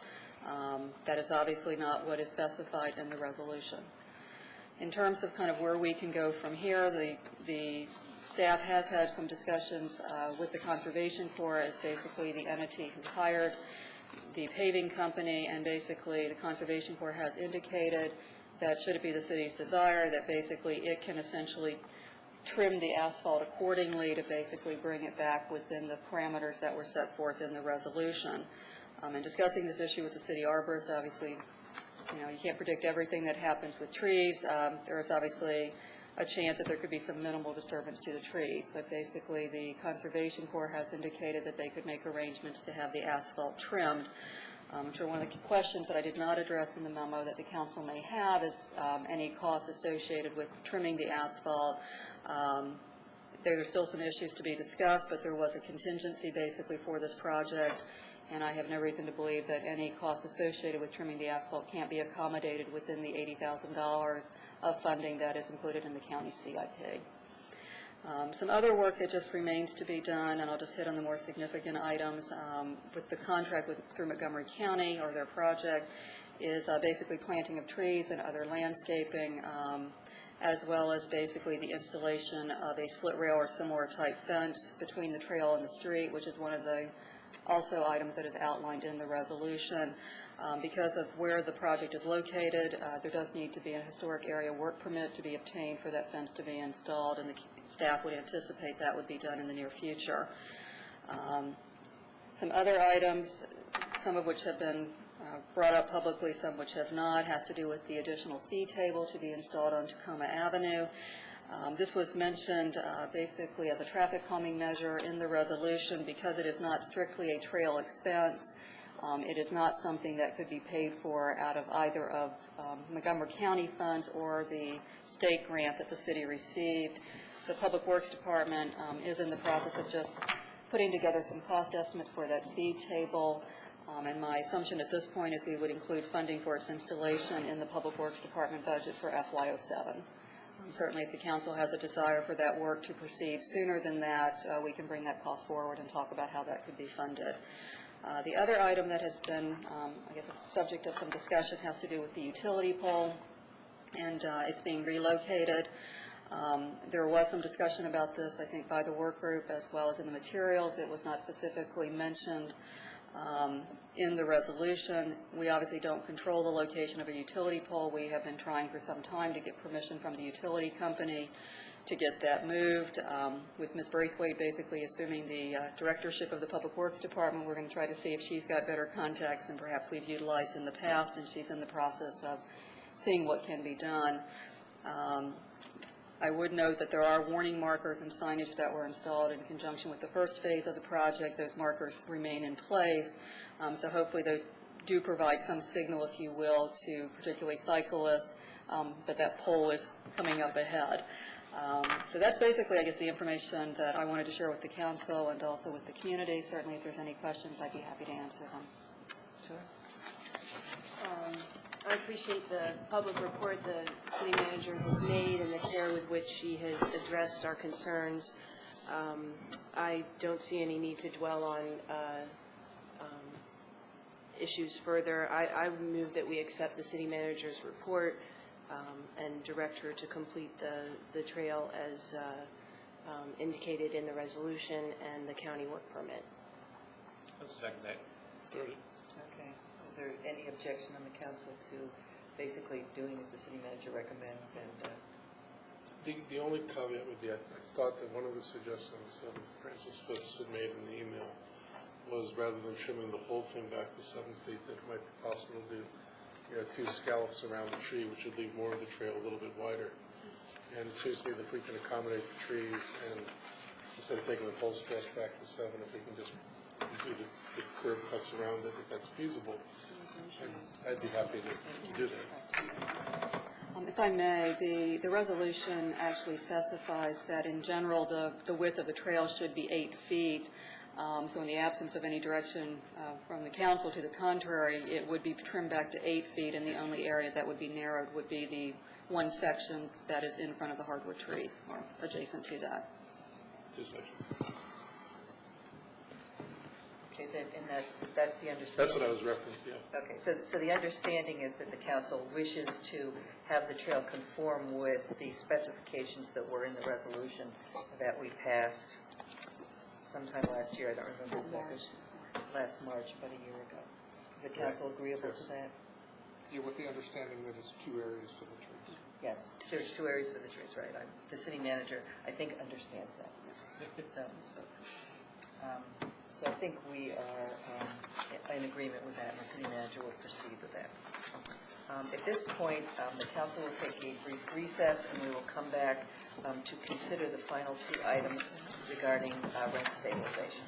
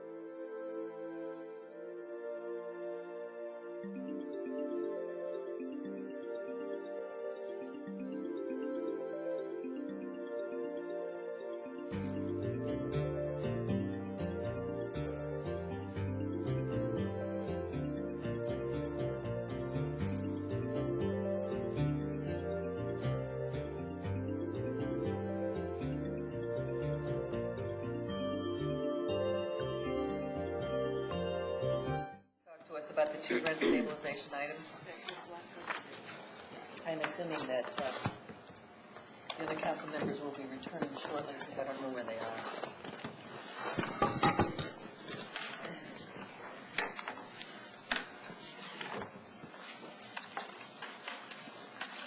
We are back. Yep. You should have received in front of you are some color-coded supplements that we'll go through in a moment. But what I'd like to do is just quickly go over the information that was included with the original agenda packet that was mailed out on Friday. Our goal this evening was to go over and talk about, identify what types of units are exempted under Tacoma Park's rent stabilization ordinance, and to give you a sense of what other communities that are doing where rent stabilization or rent control is in effect. We'll also be then going over in terms of what happens with rents when a unit which is subject to rent stabilization or rent control is vacated. How does the landlord determine what the new rent will be for the new tenant? So if we'll start out with the exemptions. The City of Tacoma Park, as you're very well aware of, is whenever an owner or landlord owns two or more rental units, regardless of what they look like, where they're located, as long as they're in the City of Tacoma Park, those properties are subject to rent stabilization. There are some exemptions, and I've broken this out into exempted and excluded units. Excluded units are those that tend to be harder to switch back into the rent stabilization ordinance, if you will, because it's generally governed by a change in ownership or a change in the use of the structure. So if an individual owns a single condominium, a townhouse, or a single-family home and rents that out, provided they own no other rental property in Tacoma Park, that particular unit is exempt. And right now, we have about 275 single-family homes or accessory apartments or condominiums that are exempt from rent stabilization. Any owner-occupied group home is also exempt, but if that no longer becomes, if the owner no longer lives there but continues to rent out spaces within that facility, it could end up being rent stabilized. And we do not have any information in terms of the numbers of those types of facilities in Tacoma Park.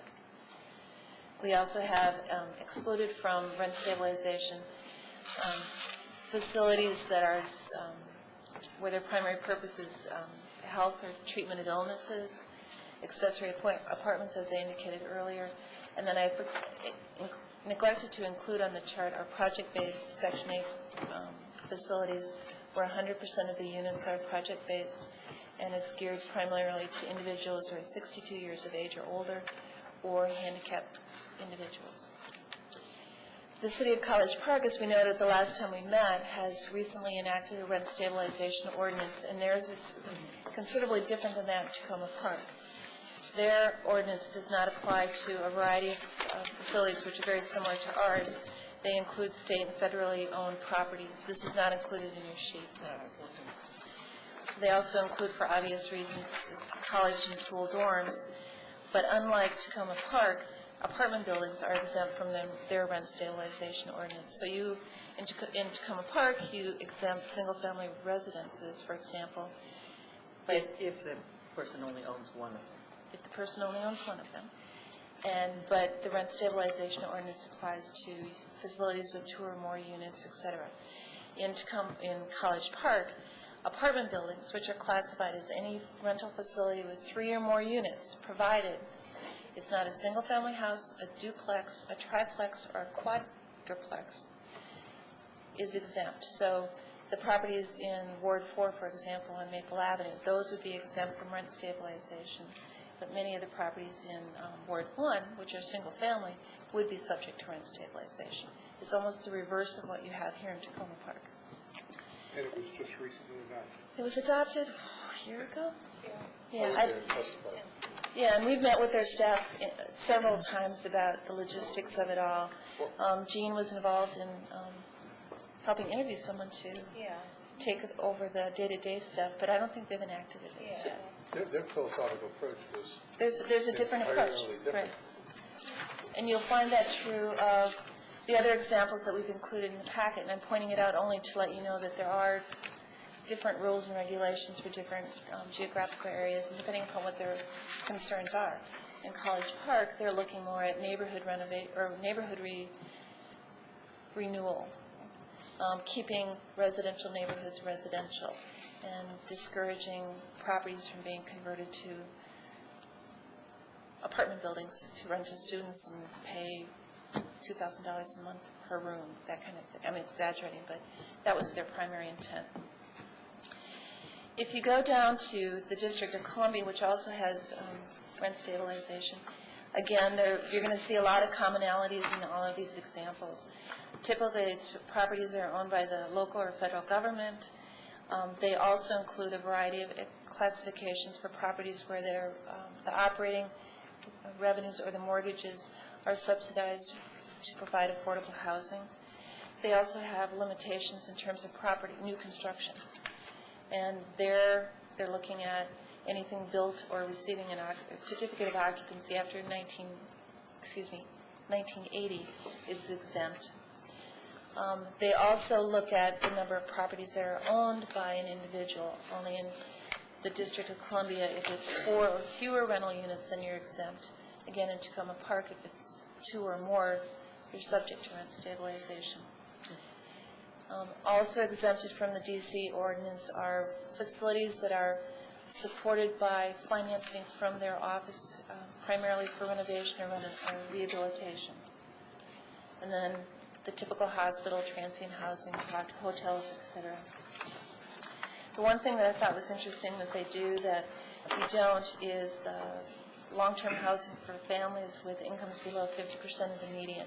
That would be your transitional housing or your project-based Section 8, that type of thing, where the intent is to provide affordable housing, and because of the nature of the ownership and the nature of the subsidies that they receive, the people that are actually living in the property are paying a defined percentage of their income for rent, if they're paying rent at all. The next page goes on. Actually, we don't have too many of those. I can only think of one. Right? I don't know. We don't track that. In D.C. also, cooperative housing is exempt from it, from the rent stabilization ordinance. If you turn to the third page where it starts with the city of Berkeley, again, there are a lot of very similar exemptions. They, again, focus on units that are owned by nonprofit organizations that rent to low-income tenants that receive subsidy to offset their operating costs as far as the rents. And again, where the tenants pay a certain percentage of their rents or their income for rents. Moving on to the city of Santa Monica, again, there are very similar exemptions. The one that's different is that here, if a landlord owns properties with 3 or fewer units, and they have at least a 50% share in that property, and they live in that property, they're exempt from the rent stabilization ordinance. They also look at new constructions being not governed or not subject to the limitations. The city of Camden has no exceptions, though it does not apply to rental units that are renovated or constructed after the year 2002. And the dates will vary from community to community. Much of it's based on legislation or special circumstances within that particular community. Jersey City, if a property has 5 or fewer residential units, it's exempt from rent stabilization. There they're looking at the number of units within that facility. Again, that's different from Tacoma Park because you're looking at the ownership. So if someone owned 3 single-family homes, those 3 single-family homes would be subject to rent stabilization, but if you owned 1, it wouldn't be. New Brunswick, they're looking at properties that are exempt with 3 or fewer rental units within the individual building, and it's occupied by the owner. And again, they also shows up with a project-based Section 8. So the biggest commonalities in terms of the properties that are exempted from rent stabilization deal with transitional housing, subsidized rental, subsidized affordable housing, properties that are owned by various governmental entities or nonprofit entities, and the number of units that are contained within a building that are exempt from rent stabilization varies. Tacoma Park is the one exception to the rule where, you look at ownership as opposed to the actual structure itself. Are there any questions about exemptions? In Tacoma Park, we have, I wrote this down, we have two properties, two of the larger properties that are exempt from rent stabilization because of their project-based Section 8 housing, and that would be Victory Towers, formerly Tacoma Towers, and then the Franklin Apartments. There are a number of smaller facilities that have been identified as falling under the category of establishment with its primary purpose being the diagnosis, et cetera. And that's just a handful. Nursing home wouldn't be covered anyway because it's not considered a rental facility.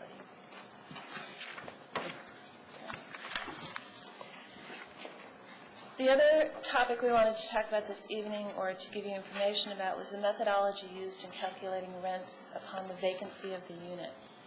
The one thing I'd like to point out with all of these is that once a unit has been vacant and the new rent has been established, that particular unit is then subject, again, to the same limitations that it was before it became vacant. It's just a higher level for the renting. Can I just make sure before we go on to the next topic, see if the council has any additional questions since you brought that into. The reason I'm saying this is because I thought of a question. The issue is when we talked about the Victory Towers, and it applies to the Franklin also. The reason that we wanted to exempt them is because the cost of the various units are, in fact, restricted under other programs. It's not that they're exempt from anything. They are limited by the Section 8 program to a certain level. So it's not that they're outside of any limits, that it's just that they're outside of our limits because they're covered under the limits of another program. Right. For those of you who aren't familiar with the Section 8 program, the Department of Housing and Urban Development establishes a rent for a typical 3 or 4 bedroom apartment in this area, and say it's $500, which is very low, but I can do the math for $500. And say that the individual that lives there has a limited income, and the most that they can ever pay after deductions for medical expenses and perhaps child care or education is 30% of their income. And imagine that 30% of their income on a monthly basis is $100. So they pay $100. And then the HUD pays the difference between the $100 and the $500. So the landlord still gets the $500. The tenant pays what is affordable under the federal guidelines for them. And everyone's happy. With that ceiling amount may change from year to year depending upon market conditions in the area. The amount that the tenant may pay can also vary from year to year. So it can go up, it can go down. When I did public housing in Minnesota, we actually had tenants where we paid them we paid them to live in our rental units because their income was so low. And I think That's Minnesota, though. No, it happens other places, but yeah. But I think the other important thing is that these buildings are, the financing of them is structured in such a way that those units will remain in that state. It's not, or for at least for 30 years. It's not an indefinite period of time, but with the project-based housing or properties, it's 236s? The 202s and the 236s. Those are, the mortgages are subsidized by the federal government, so it ties with the mortgage. That can change depending upon what's going on in the market, because you can go back, you can buy out of your mortgage under certain circumstances. But those are extended periods of time. The Section 8 voucher program is a year-to-year, contractual agreement that the landlord has with the Department of Housing and Opportunities Commission, HOC. The structure is very similar, but the longevity of that particular agreement is less. Typically, they're renewed on an annual basis. Not always. And they are always have to be, it's a contractual thing. One of the things that we had talked about several months ago was the possibility of exempting Section 8 voucher, or units where a Section 8 voucher program was paying for the rent for that particular unit. Again, as Councilmember Elridge indicated, that might be a possibility, but it would be very careful to make sure to monitor that each year that contract is renewed, and it's not just this bogus subsidized apartment out there, and that the person who's actually living in there is paying a reasonable amount of rent. And that might be easily done by including the contract with the annual rent report. But I don't want to go into that, but there are different ways of dealing with it. Right, so those are the two primary differences. But if you did it for the individual Section 8 contracts, you would have a concern that the department would go in and out of rent stabilization potentially on an annual basis. There is that possibility, but if it's under the Section 8 program, the individuals... The Victory Towers and the Franklin are not in that situation. With the voucher program, though, they still pay 30% of their income for rent. But as long as they tracked it, and we knew that it was a Section 8 out, it wouldn't have, and you could put it back under the previous stabilization cap, there wouldn't be any loss. I mean, the landlord would benefit when there's a Section 8, and then would go into the regular cap for everybody else when it's not a Section 8. But it would be a bookkeeping. Well, not so much a bookkeeping, It's, but how would the you reality is know? it's a nightmare already. And How would you know when the tenant moved out? You're going to have leases, and you're going to have to, some, you know. Yeah, the owner would have to notify us when that happened. There would be a monitoring issue as well as a There would be a bookkeeping monitoring issue. But the number of Section 8 things is diminishing anyway. But I imagine if you exempted it, it would grow. But it is a way to, maintain have a program that would cater to low-income residents, Where the unit would be actually affordable for whoever was physically in that particular unit. Right. Well, I think one thing it would do is that it would be an incentive to landlords to rent to a different group of people. Correct. And so it would be a way to get around the issue of, on the email listserv today, there was someone who was talking about how he only rents his apartments to people who make $100,000 a year. 80,000. Or more. I'm sorry, did I I thought he said 80, but that's... It's really irrelevant. It was 100. So that is one thing. In other communities where they don't have rent control affecting that, whether or not people are willing to rent to people with Section 8 vouchers, one of the things then is that they have an inspection that happens every year. But also where there's other caps on affordability for the Section 8 folks themselves, it can actually make it a little less expensive than it would be even with their voucher sometimes. They get some of the benefit of the other reduction in rent, like through the low-income housing tax credit. Sometimes the tenant gets some of that benefit. Well, I mean, this is something the council has talked about before, and we might talk about again, but it doesn't apply to it doesn't apply to Victory Housing or the Franklin. Right. And you're not being asked to make any decisions tonight. Good, let's keep going. Okay, I'm going to keep going. I have a request. Okay, so what happens when a rent or an apartment is vacated? What happens with the rent after that? In Tacoma Park, you can increase it to the maximum allowable rent, provided that the tenant that vacated left voluntarily. So if you evicted them illegally, you would not be able to, or is it just illegal? for no cause. No cause. For 2 month notice to vacate. Right. You would not be able to increase the rent to that maximum allowable rent. So we'll go through some examples a little later, but say the rent that you were actually charging your tenant was $250 a month, but you had sort of squirreled away your rent increases over a period of time. It was a good tenant, they paid their rent on time, they were quiet, you didn't want to hassle with marketing it again, or you thought maybe you would never rent it again. You had sort of stockpiled your rent increases over a period of time, and the rent ceiling was now $350, but you were really only charging $250. When your tenant vacated on their own, you could increase it to that maximum ceiling of $350 for the next tenant. In Washington, D.C., once a unit is vacated, you can increase the rent 12% of the maximum allowable, or you can pick a unit within your building that is substantially similar and charge a rent that is comparable to that. One of the things that we've noticed is that there will be a wide range in the rents being charged for similar types of units within a single structure, just because of the tenancies that have been there.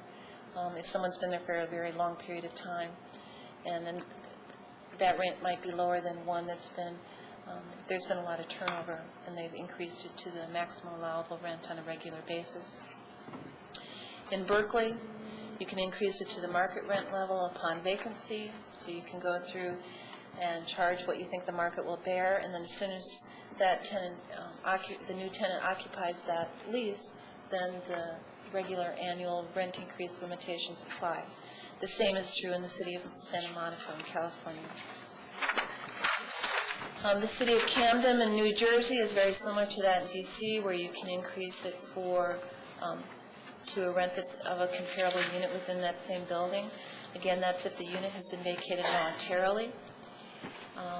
In Jersey City, New Jersey, you can increase it in excess of the annual rent allowance, but only if you've made a certain level of capital improvements to that particular unit. And the amount of rent that you can increase depends on the value of the capital improvements that you made to that particular unit. In New Brunswick and New Jersey, there's also vacancy decontrol where the unit can go to the market rent, but you actually have to apply for it. So there's this application process, and you have to get permission to go to the market rent. And you can do that only once every 5 years. So it's a very formal process, and the others, there appears to be less of a formal process. You could increase it more frequently than the 5-year limitation if you, again, made capital improvements to the structure. And in the city of New York, there are a variety of different variations within the different structures within their ordinance, which is very involved. But basically, it's about 20% upon vacancy. And that depends on how long you've lived there, when the building was purchased, built, everything. So that's basically it as far as the rents upon vacancy of a unit. Again, the biggest difference is that in a majority of the places, you can increase it to the market, what the market will bear, and then you're, again, subject to the annual rent increase allowances, which, as we noted the last time we were here, vary from community to community. Any questions about that? Okay. One of the things that we ended up talking about today, and we've talked about previously, sort of bears on this issue of the vacancy decontrol. And that is sort of the difference between maintaining affordable rents for current residents and maintaining affordable housing units into the future. And vacancy decontrol basically maintains affordable rents for the current tenants, but not past the tenure of the current tenants. And the city has made a different decision, which is to try and maintain affordable units past the tenancy of the current tenants. And that also bears on some of the other things that we were talking about, some of the other housing issues we were talking about with these other proposals that we dealt with today. And my assumption is that that's going to end up, whatever we end up doing about affordable owner-occupied housing, that's going to get even more so into that discussion. So something that we're going to have to keep talking about. And my sense is that there's different points of view on the council about, where we should be headed in different circumstances. So, but I do point that out because this is another example of that same thing, where the council has made a clear decision in the past to maintain the unit's affordability into the future, even past the tenancy of the current tenant. So one thing we tried to talk about last time when they got, I'm not quite sure why it died, but I'm willing to see revisit. I think it was a reasonable thing to do. Was we talked about and you mentioned the disparity of prices within a building, and we talked then about the ability to take on vacancy a unit up to a similar unit in a building, and that's not the market, but it certainly deals with some of the buildings where landlords may have rented to somebody for a very long period of time at a very, very low rent, and other people, when the rent control system started, were renting other units at closer to market rent. And so any unit you started out with extraordinarily low got locked in extraordinarily low. and there are some pretty wide spreads in some of the buildings. Right. And I'd certainly like to see what the reason was for why we weren't able to look at that. That seemed like one of the least onerous ways of providing a little bit more income without, changing fundamentally the affordability of the units. Is that the comparability, kind of? Yeah, it was the Okay, comparability. well, I mean, one of the reasons was that, that in larger properties, I mean, you have a comparability between one bedrooms and two bedrooms, whereas you have a lot of these smaller properties that don't have units within the building that are similar in nature. And so the properties that are smaller are really at a disadvantage because there's not the same size unit, or maybe they have one two-bedroom, one bedroom, and they're not similar in square footage. So there's a lot of issues in terms of, trying to make that work for small properties. For large properties, there's no problem, the high-rises. Right, but in the small properties, they don't necessarily have that problem with the comparable. Yes, they do. Well, if I mean, they there's- have a unit there's- that they don't have a comparable unit, is it another unit that's higher, or there's not another unit that's higher?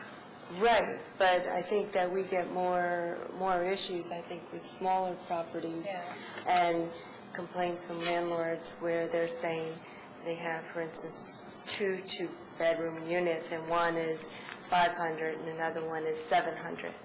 And they may not be similar in square footage, or so they're not really comparable, but they have two bedrooms. So But there's no way creatively to look at that and say, okay, it's not quite comparable. We but can what's- explore. possibly, I mean, I'm not sure when this last conversation was.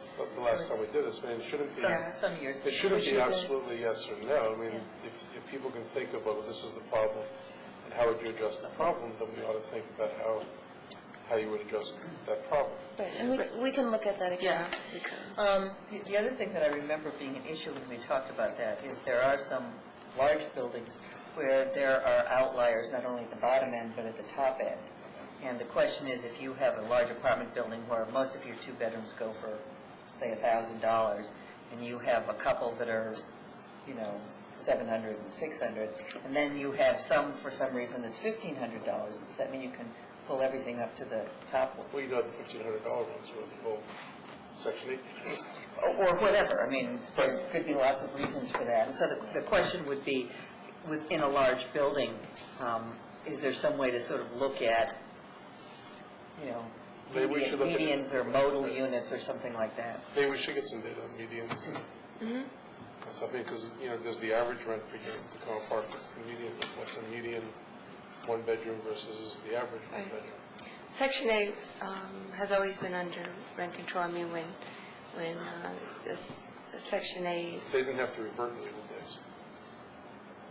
they did not. No, originally they did not revert, and so if you put a Section 8 tenant in, and it went to market. I don't recall that they were ever exempt. I mean, we've always had control over Section 8. No.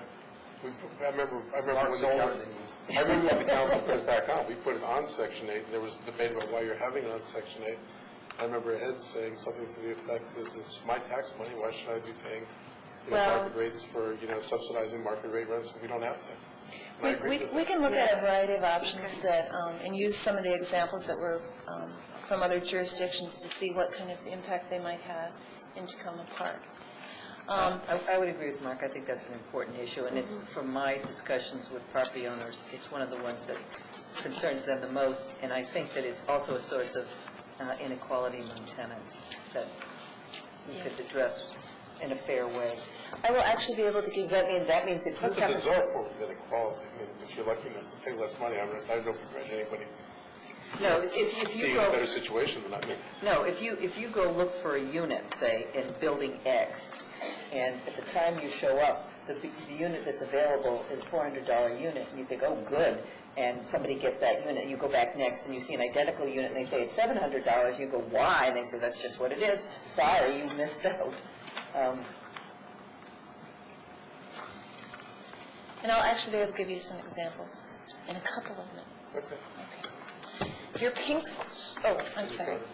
No questions, I just wanted to thank you for the information. I find all this information and these discussions to be very helpful. I look forward to hearing more community discussion on the topic as we move forward with this. And I also just wanted to comment on Councilmember Clay's mentioning of the housing vouchers, that's an area where I think Tacoma Park should take, the council should take some leadership in trying to advocate for the federal government to reinstate some of the money that has been taken out of the voucher program in recent years, because that is a way that we can increase the assistance to the lower income I residents. believe I read today that domestic budgets would get another hit. Yep. I have an ethics guideline that says I shall not discuss these things. Really? Yeah.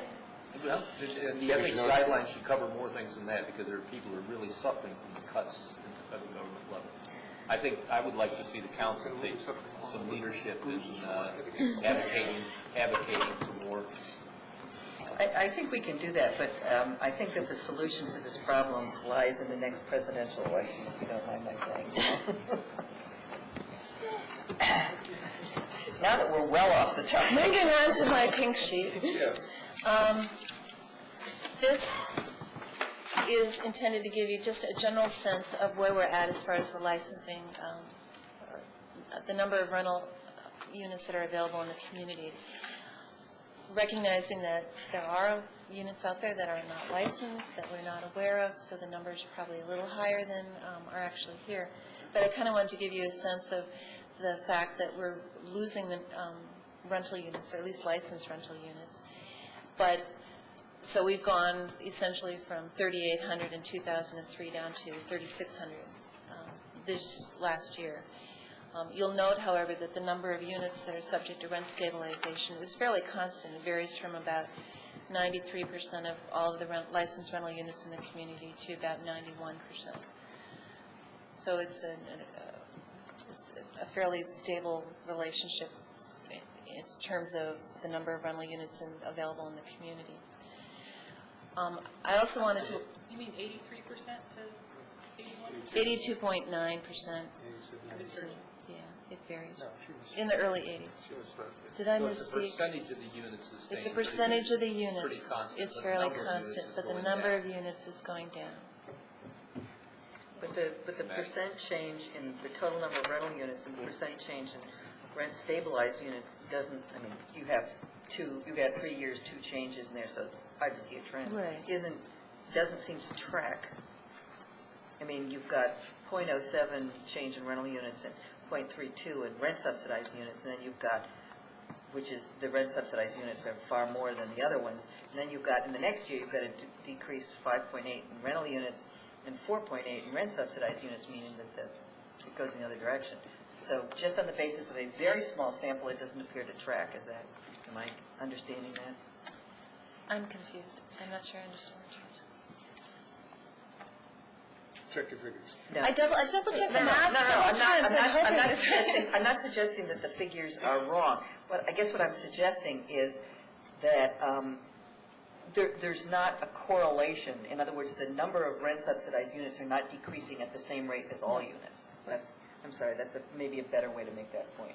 And in some years they're more, in some years they're less. So it doesn't appear that, for example, rent stabilized units are disappearing faster. That's not the case. At least in 1 out of 2 years. Yeah. We don't have enough data to know that. Right, that's what I said. You only have 2 years. And I would love to be able to give you more data, but I'm uncomfortable with the reliability or the consistency with how the information was collected. Is the census data any better, the 90 and 2000? I have census data back to 1960 as far as rental units. I didn't include that in your packet because I wasn't sure how relevant it might be, because it is, it's 7 years old right now, and that doesn't necessarily give you any information in terms of the rent stabilized units. Well, it doesn't, but it does tell us something interesting, because I ran some numbers today, and of renter-occupied housing units, there were 3924 in 1990 and 3765 in 2000, which is a loss of renter-occupied units over a 10-year period of only 159 units over a 10-year period.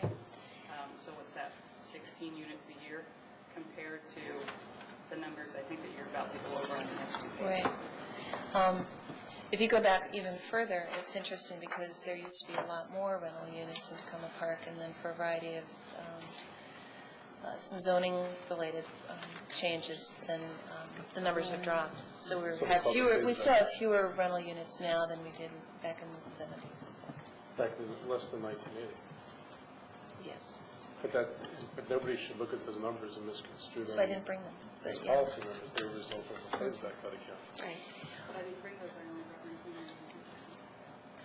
19. The lower half of this page, I just wanted to give you a kind of a sense on a ward-by-ward basis of the rental units and that have been discontinued and the number of buildings that they have been contained within.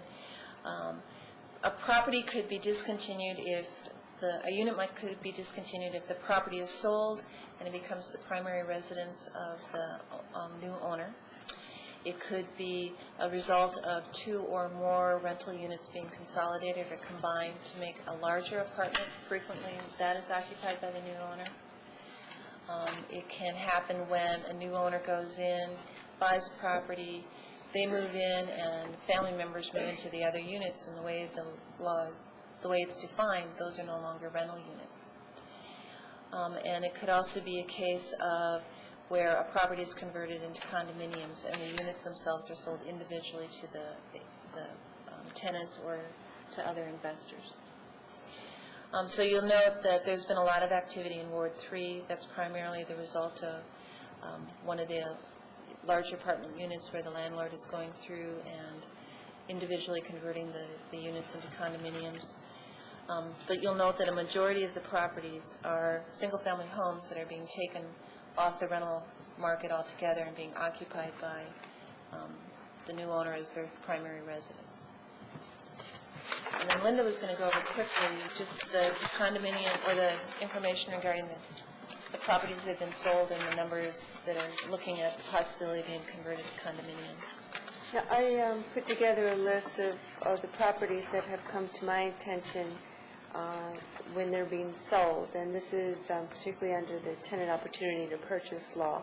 So these are only properties where there are tenants in occupancy. So if an owner has a property and he asks the tenants to vacate, for instance, and we do not hear about it, then that property would not be on this list because there isn't any obligation of the owner to give tenants, right to purchase if they're not there. So the list shows you that there were about 33 properties in 2004 that were sold. At that time, actually on the back of the second page gives you a complete list of the properties that were sold or are in the process of being converted to condominiums. And I'm confused. Right. Are all of these being converted to No.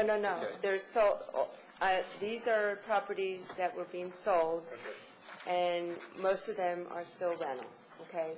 This is just the selling process that took place in Tacoma Park, the ones that were brought to my attention under tenant opportunity to purchase. So in 2004, there were 33 properties, and then in 2005, there were 24. Now, to complement that, I mean, there's some indication here, like for instance, on the first page, 2004, number 6 is 2224 Manor Circle, it was 20 units. We know that it was sold to the tenants and it was eventually converted to condominiums. So that's noted here on the first page. On the second page, on the back, it shows you my compilation of all the properties that I know of that are either condominiums or are in the process of being converted to condominium, or somewhere along the line we've been notified by the landlord that, he is converting the property to condos. And it totals, with the inclusion of Hampshire Towers, 495 units so far. Most of that is Hampshire Towers. right, 220, actually, they said 230, 32 units this evening will be converted. 641 Houston Avenue is on this list, however, we can take it off the list because that will now remain rental. The owner had registered with the Secretary of State and was in the process of converting it to condos. There's 1, 2, 3, 4, 5 that were completed. 709 Hudson has been condominium for many years. 7611 Maple, I guess it turned from co-op to condo maybe about 6 or 7 years ago, if you remember. 407 Tulip Avenue was within the last couple of years. And A308 Flower Avenue was, I think, 2001 or 2002. And the same with 22 Manor Circle. And so the properties right now that are in the process of, selling condominiums is 116 Lee Avenue. That's Steve Wasser's property. And 717 Sago Creek Parkway, that's a tenant, their tenant association bought that property and partnered with a developer to convert it to condos. So that's a property that we were very involved with. Terry has a question. Oh, I'm sorry. Are you finished? And I'm just trying to make sure I understand these with the pink sheet, how it relates to that. So are these numbers reflected in the top table on the pink sheet when we say the number of rental units that we... Not necessarily. It depends on where they're at in the process. If they still have their rental license and it's active, then it's still counted as a licensed rental units.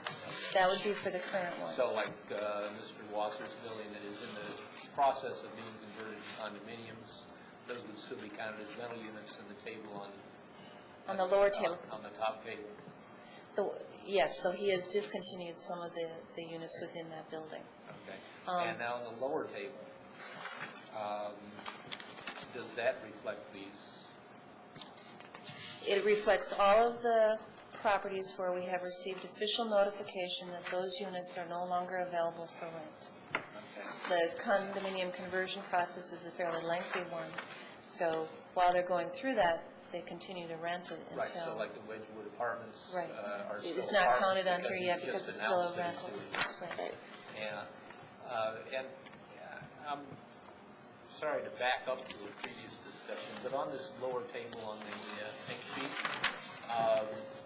it says in Ward 4 there were 3 buildings and 3 rental units.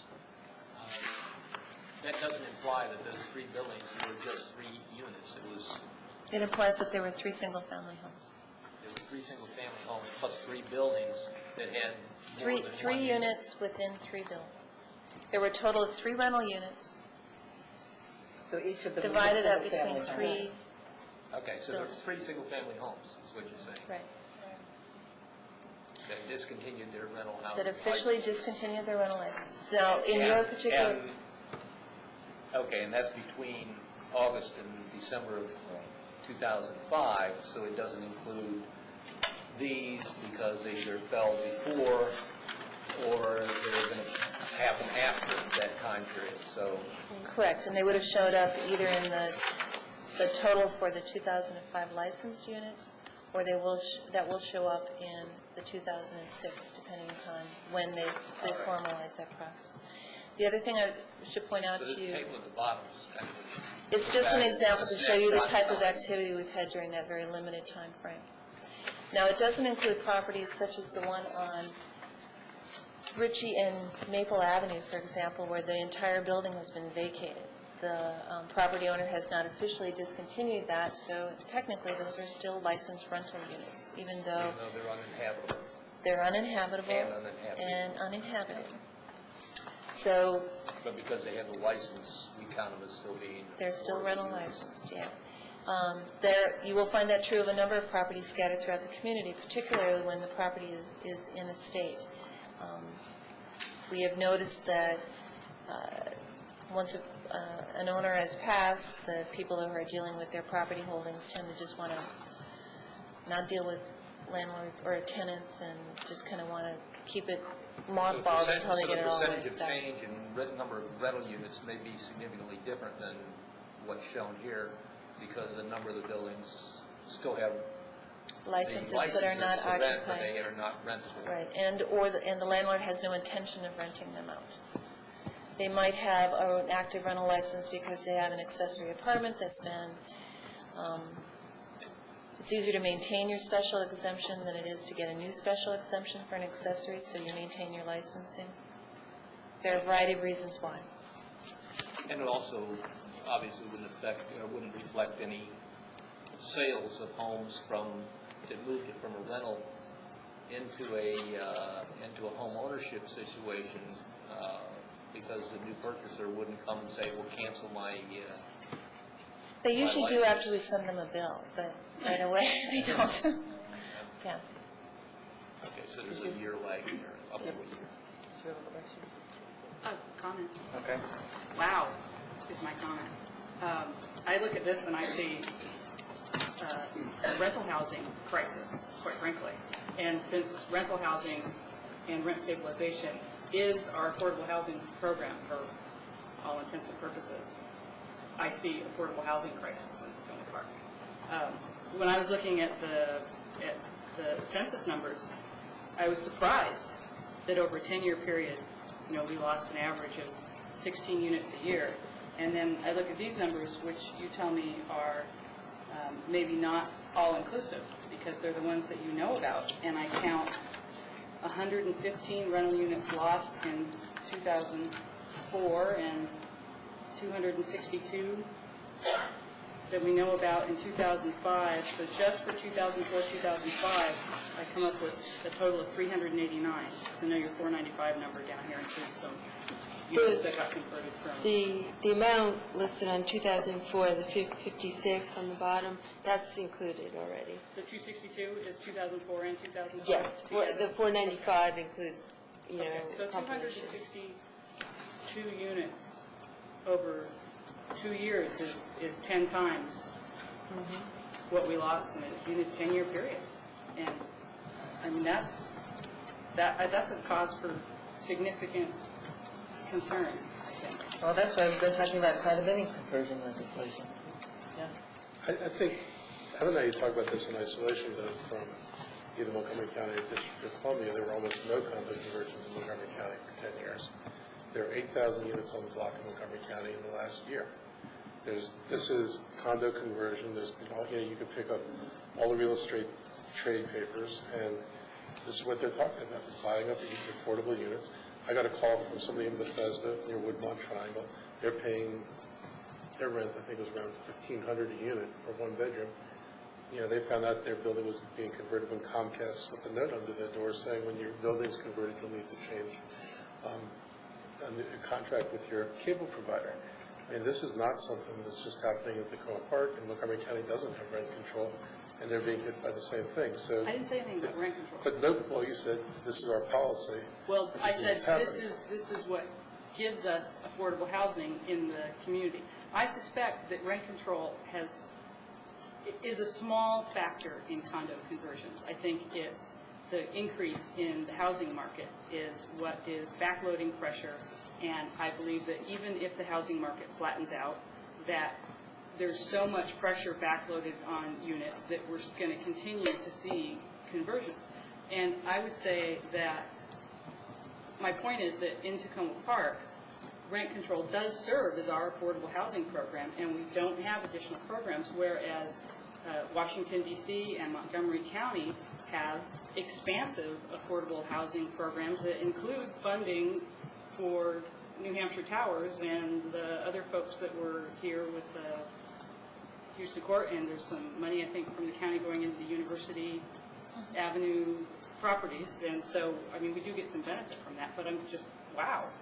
I think everybody agrees we need to, I assume everybody agrees we need to do more and look at some other programs than what we're doing now, because it's clearly not enough. And even the affordable housing providers in Montgomery County, like Montgomery Housing Partnership, they're up against the bond caps that the county has, and so they're basically tapped out. And I think the county's talking about going up. There's also low-income housing tax credits to go around, they're allocated, and we're competing. It's a serious problem to try to figure out how to get some control over this.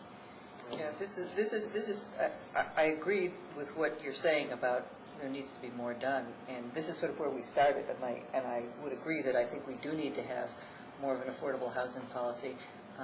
I think that we've actually done more in the last couple of years. Unfortunately, we're sort of losing the race to condominium conversions at this point. And so I think we need to have a two-pronged strategy. One is to try and do something about the condominium conversions, and the other is to try and sort of update our policy, which was developed, a couple of years ago or more. Before the condo boom. Before this big boom in condo conversions, we need to update our policy to take into account some of that.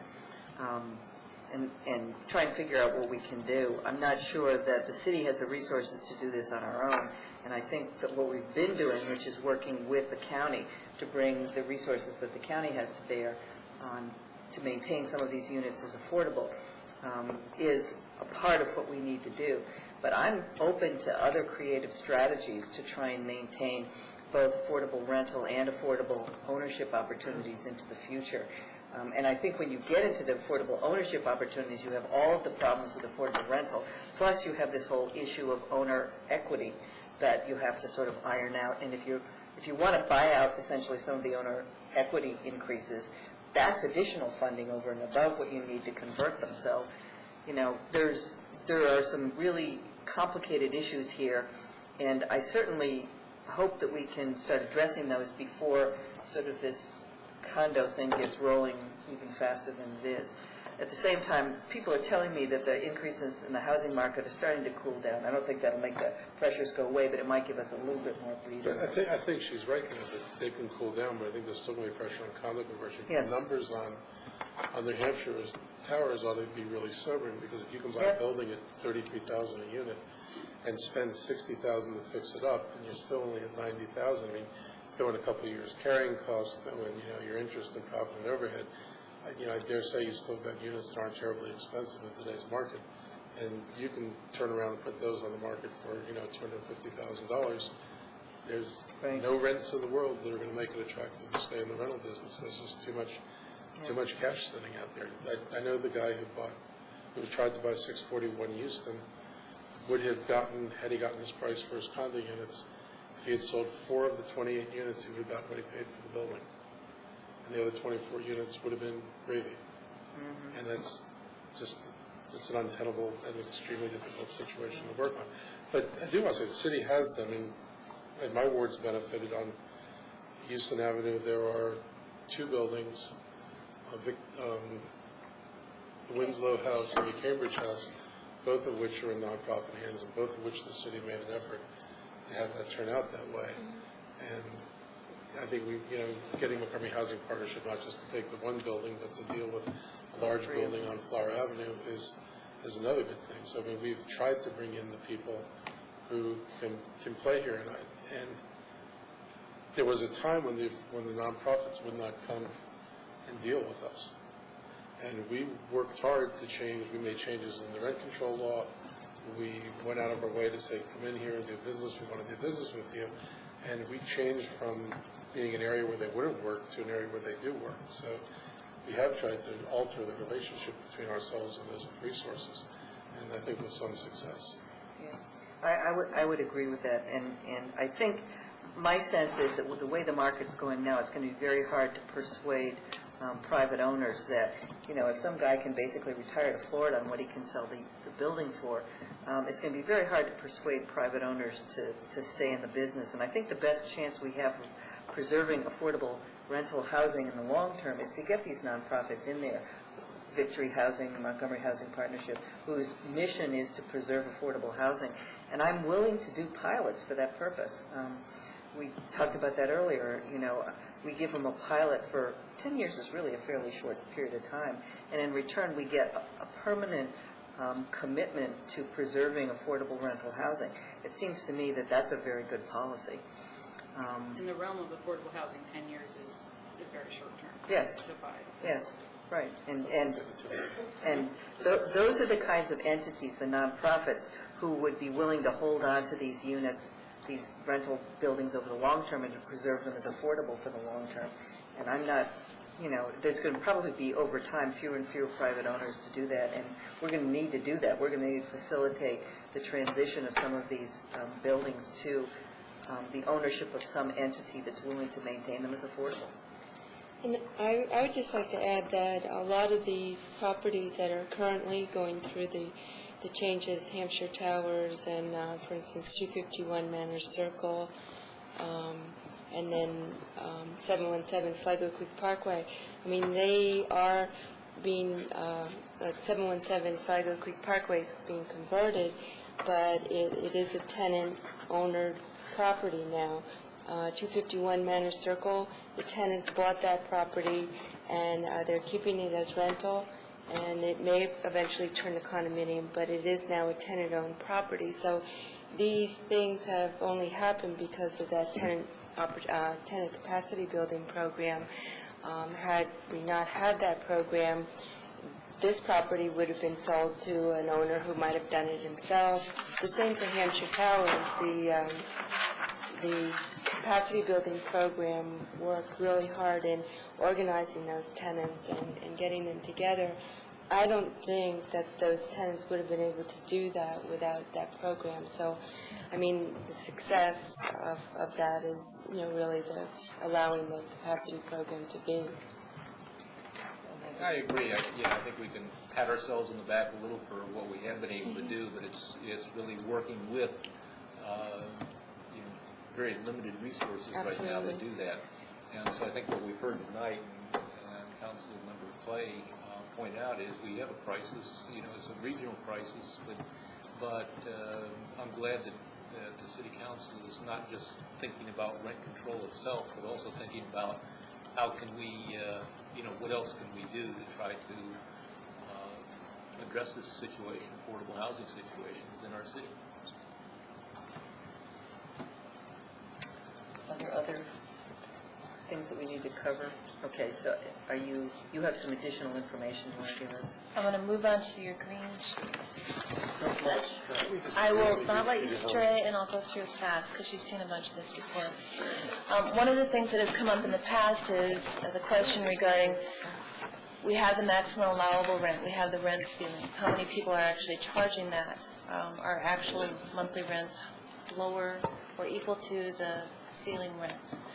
So what we did is we ran a report just to give you a sense of how many units where the rents that are being charged are lower than the maximum allowable, and broke it out into increments of 50 more or less. Right now, 48% of all the rent stabilized units, the landlords charge less rent than they could under the maximum allowable rent limits. Now, I encourage you not to misinterpret that information. There are a variety of reasons why people do that. The maximum allowable rent, for example, might be higher than the market would bear for that particular unit. It's a mathematical formula. It has no bearing on what you could actually get for the rent for that apartment. Particularly people who've let their units deteriorate. Well, there's that. The landlord may also have very good tenants that they don't want to run the risk of having them move because the rents become high. Or they want to avoid a lengthy tenancy because marketing, et cetera, or cleaning up an apartment or bringing it up to new standards, et cetera, can be fairly expensive.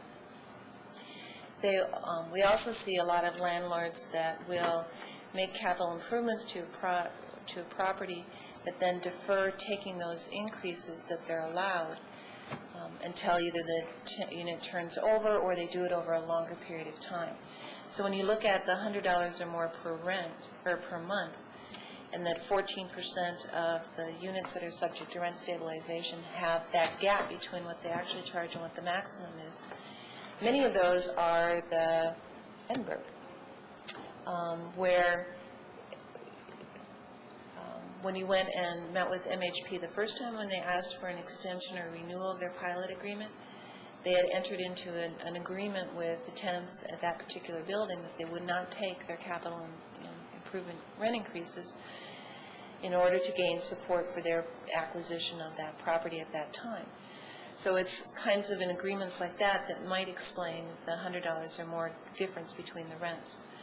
I think it's important to note, though, that on average, or that a fair number, roughly a quarter, have rents that are fairly close in terms of about $20, $21 a month difference between what's actually being charged and what the maximum allowable is. What we also wanted to do was just to kind of get a sense for what kind of rents our landlords actually charging upon turnover of the unit. So we picked an arbitrary date of July 1st, 2004, and to see for all the units that were occupied or that turned over on or after that date, what the kinds of rent increases were being assessed by the landlord.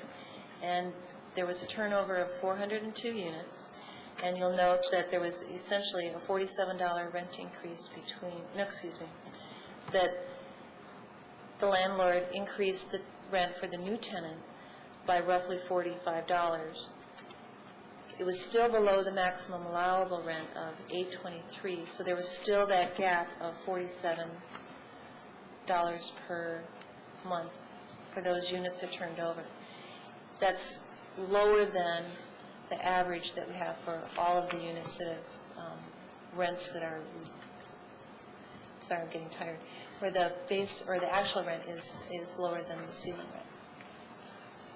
So there is, people are making more of an effort to increase the rents up to that maximum allowable. The other attachments, upon vacancy. The other, I've just included again the information you received last week or the week before regarding a summary of the information that was provided by Montgomery County in their annual rent vacancy report. This second sheet with the yellow slashes kind of addresses what you were talking about earlier in terms of the gaps between, or the ranges of rents in an individual building from one-bedroom unit to another. When we last had this conversation, Councilmember Austin Lane had asked for information about rents that were in the Silver Spring area between Sligo Creek and Flower Avenue that were outside Tacoma Park and how those rents compared. What we've gone through and done is pulled the rent data for those properties that are highlighted, and you'll see that some of them are in Tacoma Park and an equal number are outside. In each of those little dots is a number, which corresponds to a number on the front page. What I did was I dropped out all of the properties that didn't have a good match. So we kept basically the mid-rise apartment buildings. And at the very top, it shows you what the ranges are for a one-bedroom garden apartment in Tacoma Park and for a two-bedroom garden apartment. And then on the bottom, it's the same thing, only for properties in Silver Spring. Again, a one-bedroom garden and a two-bedroom garden. The thing that's interesting to note is that if you look at the bottom, of the columns for Tacoma Park where it says average, the apartment rents, or the rents for the apartments within that particular, those individual buildings range on average from $615 to $683, which gives you a range for a one-bedroom apartment within that particular building of about $68. If you go down to the similar figure for Silver Spring for a one-bedroom garden, the range there is $16. So you can see that there is a significant difference in the ranges of rents that are being charged for similar types of buildings for similar size of units. In Tacoma Park, the rent ranges for a two-bedroom garden apartment are vary roughly by $107. To take a similar type of property, on average, the rent range in Silver Spring for a two-bedroom garden apartment is $28. So there is a difference in terms of the rents that are being charged within a single facility for potentially a similar type of unit. And then I'm not going to go through any of the other information that's included with your green page. It's the rent information that Councilmember Elridge had referenced the last time we met that was published by the COG back in 2002. I've got to find the other one because there's some more recent copies. The most recent ones I could find dealt with all home ownership. If you can find the rental stuff, that would be Because it great. actually had the city of Tacoma Park listed on there. Okay, that would be great. Any questions about that? Okay, and then I'll go through very briefly the yellow sheet. The other question that came up when we last met was utility costs and fees that were being assessed by landlords. What we've gone through and done is look at the annual rent reports that are required by the landlords. And after looking at the numbers, we're not comfortable with the numbers that we are reporting tonight in the sense that we think it's underreported. Our sense is, and again, we can't verify it except using the information that's provided on those annual reports. Right now, roughly 40% of the rent subsidized apartments in Tacoma Park, their utilities are, one or more of their utilities are paid by their landlords. And the top chart just kind of shows you how that ranges. The other thing that I noticed when I was going through and pulling the information together and working with Jean is that it may make sense to go back and change our annual report to get more precise information. Because right now you can't tell if electricity is actually heating or if it's just for the lights. So there's that information. And then on the bottom, again, we think this is underreported in terms of the number of properties where a fee is assessed, be it for air conditioning, parking, a pet, or another service or amenity that had not previously been charged or included in the rent. And on the very bottom, you'll note that we, at this point in time, we only have, only two fees are regulated. One is the AC and the pets, where we have maximum dollar amounts. It's late, so I'm going to go through this really fast, but I've included in here information on why insurance rates have increased. This is a response we got from someone who has spoken at MHP's small landlord seminars, and essentially he's indicating that insurance rates for rental properties in this area have gone up 40% over the last 4 years. If you go through and you look at the balance of the information here, I'd encourage you to do that when you've got some time. We were able to gather operating expense information from a variety of landlords in the area. The unfortunate thing about it is I didn't get all the same information from everybody. So, for example, for the first property, which is in Ward 5, they were fairly forthcoming with all of their operating expenses. Plumber is plumber. But I know, I was sitting there going, my spell check doesn't work on that. On this one, this is a new property owner. She purchased the property in September of 2004 for $350,000. It's a three apartment, two-story brick building, one of those that was built in the late 40s. She actually went through and refinanced her mortgage. So it's broken down in two columns in an effort to reduce her operating expenses. And you'll note that basically on the bottom, she is losing about $20,000 a year based on her actual rents that are being charged. She has some limitations in that there hasn't been a lot of turnover and the tenants have been there for a long time. She's kind of people that she inherited when she bought the building. So I was kind of curious, well, okay, so she wanted to charge the maximum allowable rents. What difference would that make?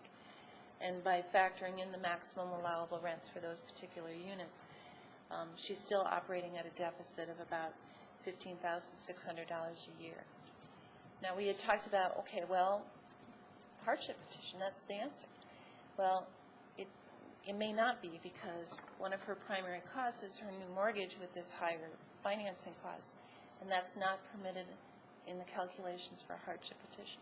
You only look at the operating expenses, you don't look at the debt service. So that's one example. And unfortunately, and it's all anecdotal, when you go through and do the landlord certification seminars, we think there are a lot of landlords out there in a similar situation that are buying some of these smaller properties, because after we meet with them to talk about rent stabilization, they get this look on their face, which is really unfortunate look. And we've had some people who have sold the property soon after because they just couldn't cash flow them.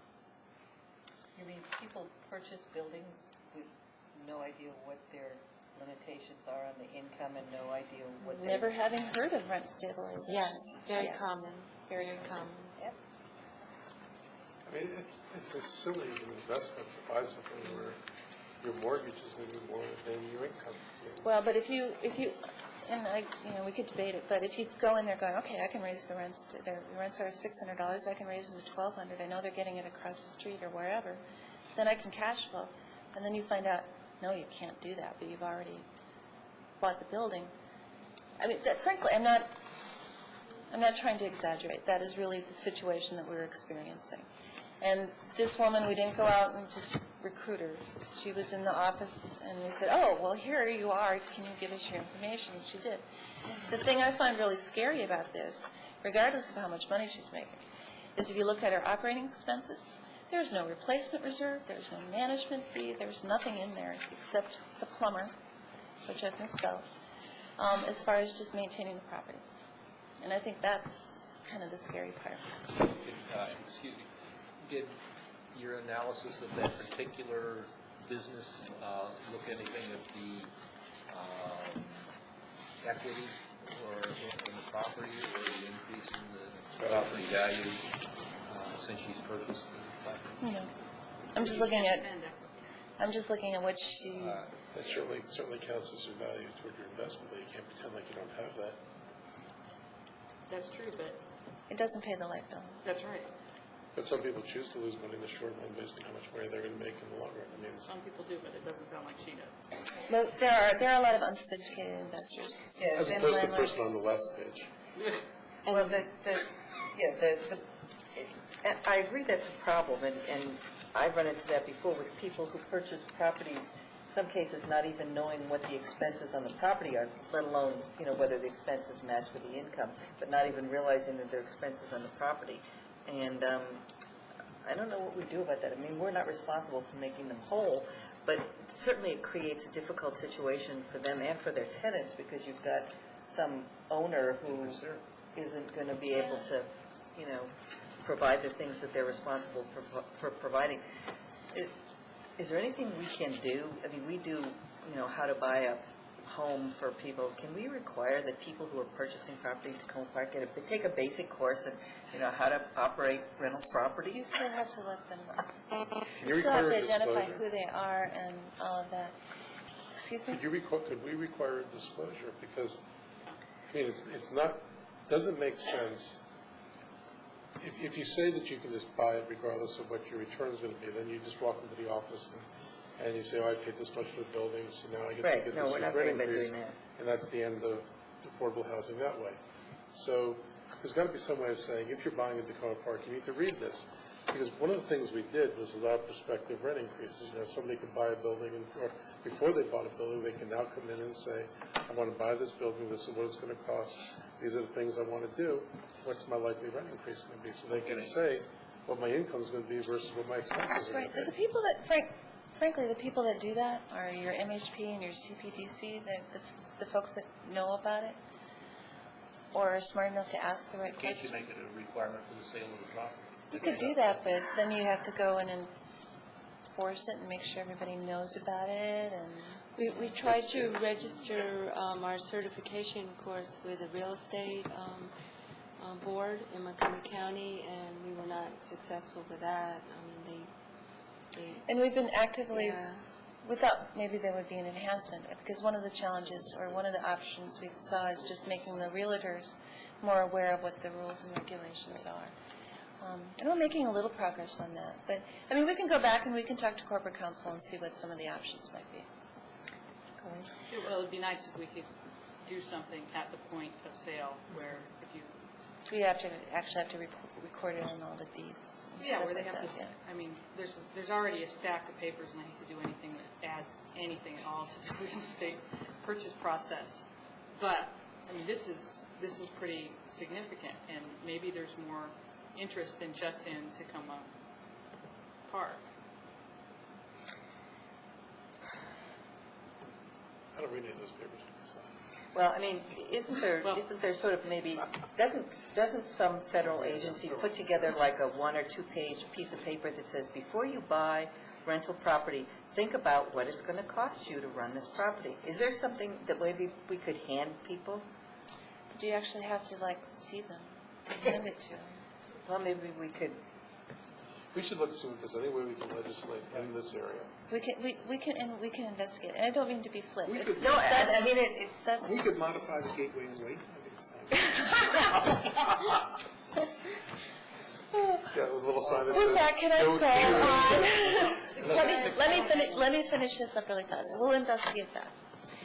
The balance of this is just similar type of information, though it focuses more on utilities and that type of thing. The second sheet is a property in Ward 6. It's a 4-unit building that was purchased about 15 years ago for $205,000. And what I have here is just to give you a sense of, they gave me their utilities insurance information for the year 95, 2000, and 2005. And what I've done is collect the rental income information and subtract from that just those 3 operating expenses. And on the bottom, it shows you how that number has remained fairly, it has not necessarily, Hasn't gone very far. hasn't gone very far, thank you. This particular landlord pays all the utilities with the exception of lights for their tenants. Okay. So this last year, there actually is a decrease in the amount of money that they have available for their operating expenses, mortgage, repairs, et cetera. He has less money now than he had in 2000. On the next page, there's another property in Ward 6. This is a larger one. It's a 96-unit apartment building, again, built in the mid-40s. And here is just to give you, they gave us all of their utility bills. And Linda loved adding them all up.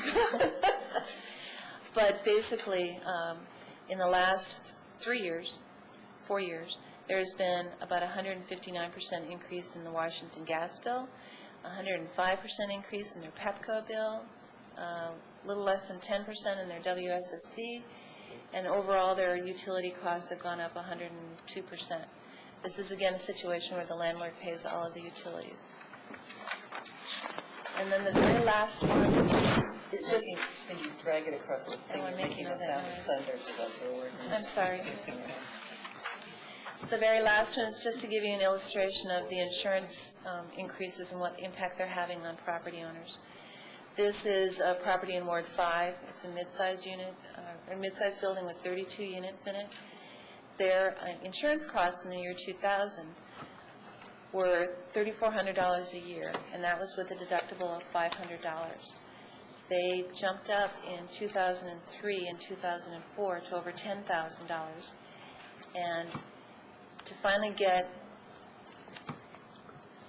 excuse me, and in 2006 they went up to $11,200 a year, and that was with a $2,500 deductible. He has managed to drop his insurance rates down, but that's by increasing his deductible to $5,000.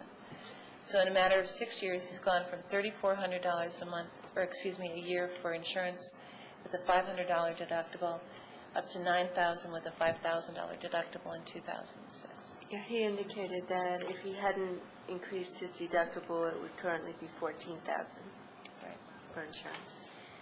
The other thing, and I don't have a lot of historical data for this, with the utility costs for this particular property owner, they purchased the property in 1994, and soon after that installed an energy-efficient heating system. We just have the utility information for 2004 and 2005, but you can see that during that interim there was a 6.5% increase in just the utility costs. And again, he pays for a portion of the utilities for the tenants. And that's all the fun-filled information we have for you tonight. Yeah, Thank you. Oh, I bet you'd like to. Yeah, It's rather astounding question. this has been extremely helpful.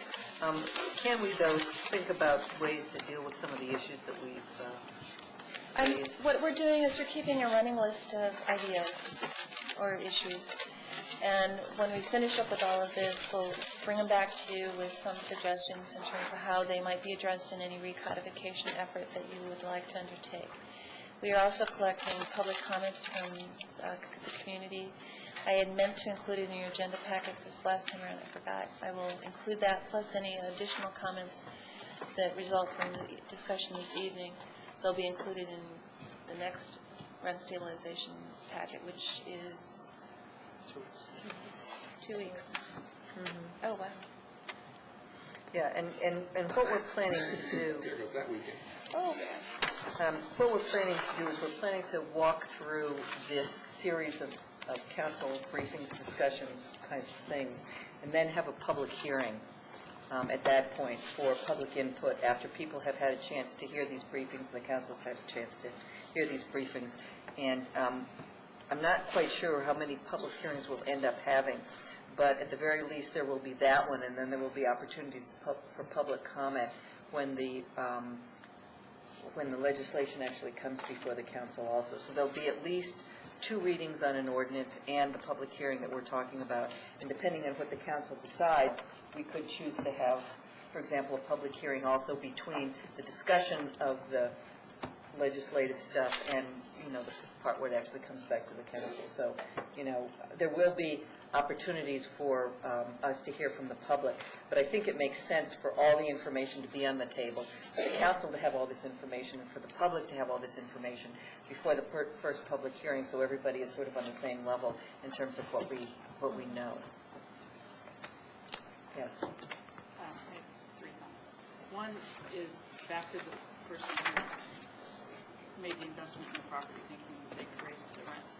To some extent, that's an investor problem. They might lose money, but it also, I think, becomes our problem because, to some extent, the kind of person that's going to do that is going to be a small property investor, and those are the kind of properties then that can be converted into single-family homes, or, you know. Right. So I think if I was that person and I was in trouble in terms of a cash flow situation, if you've already overpaid for the property, you're not going to be able to resell it at that rate to a more sophisticated investor. You're going to be encouraged then probably to do something like try to market it as a single family home that could be converted or into condos. So I think that is a problem for us, and we need to consider that. And then it seems like our landlord-related costs, like utilities, insurance, are going up a lot higher than the consumer price index that we're currently tagging our rate increases to. So it's really not comparable how landlord costs are going up and what we're doing with our price increases. But at the same time, of course, the salaries for the folks who are living in the units is probably more like what the consumer price index is. So there's some tension there. And then on the fantastic new city website, should we have a more direct link to where people could leave public comments on this for a while, like a big flashy button that says, tell us what you think about we can chat with Lonnie about that. Okay, any other comments? Okay, if there's nothing else, we're adjourned. Thank